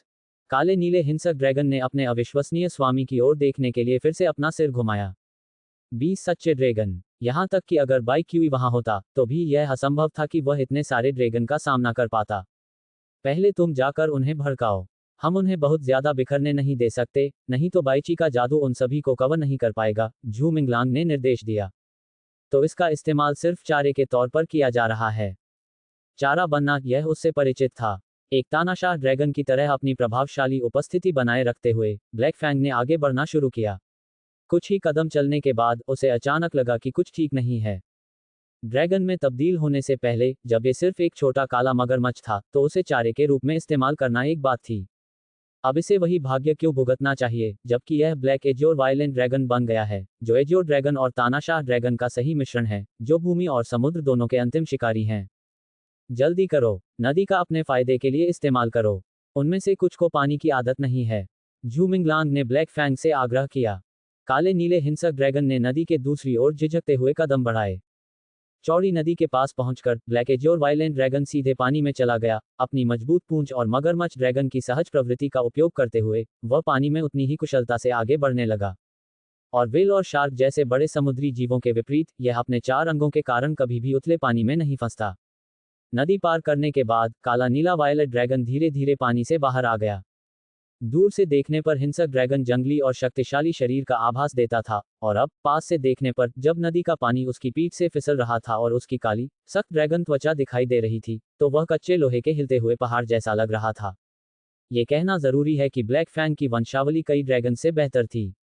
उदाहरण के लिए, कृपाण दांतेदार tiger dragon black azure violent dragon की मौजूदगी में बिल्कुल भी प्रभावशाली नहीं लग रहा था। दूसरे ड्रैगन्स की तो बात ही छोड़िए, जो काफी दुबले पतले दिखाई दे रहे थे। एक वयस्क ग्रीन फॉरेस्ट ड्रैगन आकार के मामले में काफी उत्कृष्ट था, लेकिन दुर्भाग्य से यह अभी भी ब्लैक एजोर वायलेंट ड्रैगन से छोटा था। सिर्फ काले एजोर हिंसक ड्रैगन के जंगली क्रूर सीधे सींगों का उल्लेख नहीं करना। चूंकि यह एक प्रलोभन था, चूंकि यह आक्रोश भड़काने के लिए था, इसलिए ब्लैक एजोर वायलेंट ड्रैगन के पास शत्रुता भड़काने का अपना तरीका था। ये दूसरे किनारे पर चला गया, जहां अन्य ड्रैगन अपने स्वामियों द्वारा रोक दिए गए थे, सिवाय एक लाल पंजे वाले स्पीड ड्रैगन के जो प्रयास करने के लिए उत्सुक था। पफिट, उसने अपने नथुने से बहुत ज्यादा स्प्रे छोड़ा। ब्लैक एजोर वायलेंट ड्रैगन ने अपनी भारी ड्रैगन दुम को 20 ड्रैगन बेटों की ओर घुमाया, फिर अपने शरीर को थोड़ा झुकाया और अपने ड्रैगन चेहरे को मोड़ दिया। छप, ड्रैगन के गोबर का एक बड़ा ढेर गिरा, एक भारी ढेर जो हरी घास पर गिरते ही तुरंत आसमान तक बदबू फैला गया। जब नदी की हवा से उड़ा तो उस जबरदस्त गंध ने लाल पंजे वाले स्पीड ड्रैगन, मडरॉक ड्रैगन, कृपाण दांतेदार टाइगर ड्रैगन, भयंकर स्पैरो ड्रैगन पर हमला किया। 20 ड्रैगन के सामने शौच करना। ये काला नीला हिंसक ड्रैगन। एक पल के लिए देखने वाले छात्र अवाक रह गए। जैसा गुरु वैसा ही ड्रैगन, असीम रूप से जंगली, यिन याओजू, चेन लीलुओ और अन्य लोगों के ड्रैगन पालतू जानवरों को ये कितना नीचा दिखाता था। जहां तक युद्ध के मैदान में ड्रैगन मालिकों की बात है, तो उनके चेहरे क्रोध से काले हो गए। और उनके पालतू ड्रैगन, जो अभी तक आज्ञाकारी रूप से आदेशों का पालन कर रहे थे, ब्लैक एजियोर हिंसक ड्रैगन के अत्यधिक उकसावे के बाद अपने संयम को तोड़ने के लिए उत्तेजित हो गए और चाहते थे कि वे उसे तुरंत फाड़ दें। विशेषकर वे प्राचीन ड्रैगन अक्सर अपने क्षेत्रों को चिन्हित करने, भटकते शिकारियों को अपनी भूमि पर घुसपैठ करने से रोकने तथा अनावश्यक झगड़ों को रोकने के लिए मल का उपयोग करते थे। लेकिन इस तरह का सार्वजनिक शौच, जियो और जीने दो, का संदेश नहीं था, बल्कि यह उन्हें बता रहा था कि आप जहां खड़े हैं वह मेरा क्षेत्र है और मैं इसे अपनी इच्छानुसार लूंगा। अशिष्ट ड्रैगन, अशिष्ट लोग, सुंदर रईस यिन याओजू ने गुस्से से कहा। बार बार अपमानित होने के बाद यिन याओजू का धैर्य अपनी सीमा पर पहुंच गया। ऐसे व्यक्ति के साथ सज्जनों की लड़ाई के बारे में बात ही क्यों करें? वह नहीं समझता कि सज्जन क्या होते हैं, चलो मिलकर उससे निपटते हैं, चेन लीलुओ ने इस समय चिल्लाकर कहा। यिन याओजू ने चेन लीलुओ को असमंजस से देखा, उसे समझ में नहीं आया कि चेन लीलुओ ऐसा क्यों कह रहा है। क्या ये तय नहीं हुआ था कि वह झू मिंगलैंग का अकेले ख्याल रखेगा और फिर सब मिलकर उस पर थूकेंगे? उस ड्रैगन का वंश तानाशाह ड्रैगन से है, आपका लाल पंजे वाला स्पीड ड्रैगन शायद उसका मुकाबला न कर सके, चेन लीलुओ ने जल्दी से यिन याओजू के कान में फुसफुसाया। यद्यपि यिन याओजू नाराज था, फिर भी उसने कोई जवाब नहीं दिया। दरअसल झू मिंगलैंग द्वारा बुलाए गए ब्लैक एजियोर वायलेंट ड्रैगन ने उसे चौंका दिया था। उसने उम्मीद नहीं की थी कि वह आदमी वास्तव में ड्रैगन शेपर्ड होगा। फिर उसके आवारा होने की अफवाहों का क्या मतलब था? एक अन्य प्राचीन ड्रैगन के रूप में कृपाण दांतेदार टाइगर ड्रैगन ने पहले गुस्से में दहाड़ लगाई। ये बहुत ही भयंकर था और इसके मालिक द्वारा इसे नियंत्रित करने के प्रयासों के बावजूद कृपाण दांतेदार टाइगर ड्रैगन का असली स्वभाव अभी भी नियंत्रित नहीं किया जा सका। यह अपने ही चेहरे पर शौच करने तक की हद तक जा चुका था। ग्रर सभी पश्चिमी अध्याय 9 वेलबी एंड कॉम पर। भयंकर गौरैय ड्रैगन भी एक बेहद चिड़चिड़ा प्राणी था। हालांकि कृपाण दांतेदार टाइगर ड्रैगन आगे था, भयंकर गौरैय ड्रैगन की गति और भी तेज थी। यह अपने पंखों को तेजी से फड़फड़ाता हुआ देखा गया। गौरैय ड्रैगन के तीखे पंजे सीधे ब्लैक एजियोर हिंसक ड्रैगन की आंखों पर निशाना साध रहे थे। हालांकि ब्लैक एजियोर वायलेंट ड्रैगन का युद्ध में शामिल होने का कोई इरादा नहीं था, वो लंबे लंबे डग भरता हुआ नदी की ओर भाग गया। चपलता के संदर्भ में ये वास्तव में कृपाण दांतेदार टाइगर ड्रैगन की जमीन पर तेज दौड़ या भयंकर गौरैय ड्रैगन की उड़ान के साथ प्रतिस्पर्धा नहीं कर सकता था, और जल्द ही इसने खुद को इन दो सबसे तेज ड्रैगन के सामने घिरा पाया। लेकिन ब्लैक एजियोर वायलेंट ड्रैगन मैदानी इलाकों में रहने वाली भेड़ नहीं थी। उसने अपनी ओर उड़ रहे भयंकर स्पैरो ड्रैगन को अपने अगले पंजों से पकड़ लिया, फिर उसे कृपाण दांतेदार टाइगर ड्रैगन पर जोर से पटक दिया जो उसे काटने की कोशिश कर रहा था। भयंकर गौरैय ड्रैगन और कृपाण दांतेदार टाइगर ड्रैगन आपस में उलझ गए और 1 दर्जन मीटर से अधिक दूर तक लुढ़क गए। जल्द ही अन्य ड्रैगन भी आ गए। वे भयंकर रूप से आक्रामक और बेकाबू गुस्से में थे। प्रत्येक ने ब्लैक एजियोर हिंसक ड्रैगन को जिंदा खाने का दृढ़ निश्चय किया। निर्णायक रूप से काला नीला हिंसक ड्रैगन नदी में कूद गया, जिससे पानी का एक बड़ा उछाल आया और फिर नदी के दूसरी ओर तैर गया। पानी में कोई भी अन्य ड्रैगन गति में ब्लैक एजियोर वायलेंट ड्रैगन की बराबरी नहीं कर सकता था। यहां तक कि ड्रैगनों में से एक छोटी प्रजाति रेड क्लॉड स्पीड ड्रैगन भी तेज धारा में बह जाने के डर से नदी में प्रवेश करने की हिम्मत नहीं जुटा पाया। ब्लैक टूथ, किनारे पर आओ, झू मिंगलांग ने जोर से चिल्लाया। नदी पार करने के बाद अन्य ड्रैगन बहुत पीछे छूट गए थे। केवल भयंकर गौरैय ड्रैगन और रक्तपंख वाला ड्रैगन ही बचा था जो उड़ सकता था और किनारे के दूसरी ओर पहुंचने में सफल रहा। झू मिंगलांग ने हवा में उड़ते हुए 2 ड्रैगन पर नजर डाली, फिर अधिकांश ड्रैगन पालतू जानवरों पर जो पहले से ही नदी में आ चुके थे। केवल एक ब्लैक एजियोर वायलेंट ड्रैगन के साथ झू मिंगलैंग को बाहर निकालने की कोशिश करने वाले छात्रों को ऐसी तुच्छ धारा की परवाह नहीं होगी। पानी से परिचित सभी ड्रैगन ने पीछा किया था। नदी की धारा का बल कई बड़े सच्चे ड्रैगनों के लिए कोई बाधा नहीं थी। बाईची, पीछे वालों को रोक दो। उस समय झू मिंगलांग ने अपने एक और आत्मिक अनुबंध को जारी किया। पवित्रता से भरपूर सफेद रोशनी ने एक चमकदार छाप बनाने के लिए आपस में जुड़कर काम किया। छाप के चारों ओर बर्फ और बर्फ का बहाव था। जैसे ही ice morning white dragon spirit दायरे से बाहर आया, रिवर बैटलफील्ड के इस विशाल हिस्से पर बर्फानी तूफान आने लगा। बर्फीले हमले ने तुरंत ही आंशिक रूप से साफ सर्दियों की दोपहर पर सर्दियों की उदासी की मोटी चादर डाल दी। क्या यह आइस मॉर्निंग व्हाइट ड्रैगन है? यह इतनी तेजी से कैसे आगे बढ़ गया? कुछ छात्र जिन्होंने पहले अकादमी में little ice morning white dragon देखा था, आश्चर्य से बोले। छोटा आइस मॉर्निंग व्हाइट ड्रैगन पहले सफेद चील से बड़ा नहीं हुआ करता था, लेकिन अब ये पूरी तरह से बड़ा हो गया है। इसके खुले पंख शानदार पंखों वाले भयंकर स्पैरो ड्रैगन की तुलना में कहीं ज्यादा राजसी थे। इस तथ्य की तो बात ही छोड़िए कि आइस मॉर्निंग व्हाइट ड्रैगन के शरीर पर अनगिनत पवित्र आइस वेलवेट पंख थे। सर्दियों की ठंड पहले से ही बहुत अधिक थी और बर्फीले सुबह के सफेद ड्रैगन के आगमन के साथ इस मैदान पर तापमान में भारी गिरावट आई, जिससे एक ऐसा बर्फीला वातावरण बन गया जो वास्तव में भयावह था। नदी के युद्ध क्षेत्र में बर्फ जमी हुई थी। बर्फीले सुबह के सफेद ड्रैगन ने अपने सफेद पंखों को जोर से फड़फड़ाया और नदी के ऊपर एक मजबूत ठंडी धारा बह रही थी। सबसे पहले बर्फ की मोटी परतें आईं, जो सफेद कवच की तरह जमीन को ढंक रही थीं। फिर अशांत नदी आई, जो पल भर में शांत हो गई और उसकी सतह पर बर्फ की मोटी चादर बन गई। बर्फ की परतों ने नदी में आगे बढ़ रहे पालतू ड्रैगन को फंसा दिया, उनके शरीर का आधा हिस्सा बर्फ के नीचे और आधा खुला रह गया। दरअसल, जब बर्फीली धाराएं बह रही थीं, तो वे पहले से ही पानी से बचने की कोशिश कर रहे थे। लेकिन पानी बहुत जल्दी जम गया, जिससे वे अपनी पूरी ताकत से बर्फ को तोड़ नहीं पाए।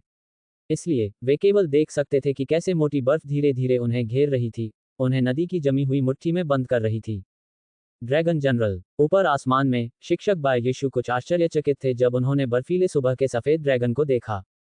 इसमें कोई आश्चर्य नहीं कि इस छात्र ने 20 ड्रैगन शेपर्ड छात्रों को चुनौती देने का साहस किया। उसका आइस मॉर्निंग व्हाइट ड्रैगन वास्तव में ड्रैगन जनरल स्ट्रेंथ तक पहुंच गया था। इसके अलावा, नदी का उपयोग करके उसने बर्फ जमाने वाले जादू की प्रभावशीलता को अधिकतम कर दिया था। टकराव की शुरुआत में ही नदी के किनारे पर पहले से ही 7 या 8 ड्रैगन थे जो लड़ने की क्षमता खो चुके थे, बर्फ में फंस गए थे। क्या तुमने देखा? मैंने तुमसे कहा था, झूम इंग्लैंड का आइस मॉर्निंग व्हाइट ड्रैगन आगे बढ़ गया है। तुम में से किसी ने मुझ पर विश्वास क्यों नहीं किया? उस समय होंग हाओ उत्साह से चिल्लाया जैसे कि आइस मॉर्निंग व्हाइट ड्रैगन उसका अपना ड्रैगन पालतू था। बाकी लोग भी निलंबित व्हाइट ड्रैगन को घूर रहे थे, उन्हें यकीन ही नहीं हो रहा था कि यह एक ऐसा छात्र है जो कुछ महीने पहले ही यहाँ आया है। आखिरकार, ड्रैगन जनरल के साथ एक ड्रैगन शेपर्ड आमतौर पर उनका शिक्षक बनने के योग्य होता है। क्या उस समय उसका आइस मॉर्निंग व्हाइट ड्रैगन अपने विकास काल में था? नान ये भी पहली बार आइस मॉर्निंग व्हाइट ड्रैगन का असली रूप देख रहा था, जो उस समय से बिल्कुल अलग था जब उसने अकादमी में अपने ग्रीन फॉरेस्ट ड्रैगन से लड़ाई की थी। वे शानदार बर्फ के पंख, चांदी सफेद पवित्र कवच की तरह, और शानदार ढंग से जमे हुए बर्फ के फूल, सभी में बर्फ जमने की जादुई शक्ति थी। एकमात्र इशारा बर्फानी तूफान ला सकता था। क्या एक वयस्क आइस मॉर्निंग व्हाइट ड्रैगन इतना शक्तिशाली है? क्या यह एक साथ 7 या 8 सच्चे ड्रैगन को फंसा सकता है? ली शाओलिंग ड्रैगन के स्तरों में अंतर नहीं कर सका, लेकिन स्काई आइस अर्थ नॉट की विशुद्ध शक्ति ने दिखाया कि यह चुनौती देने वाले ड्रैगन की तुलना में कहीं अधिक शक्तिशाली था। वे ड्रैगन पुत्र हैं। झूमिंगलांग का आइस मॉर्निंग व्हाइट ड्रैगन एक ड्रैगन जनरल है, नान ये ने समझाया।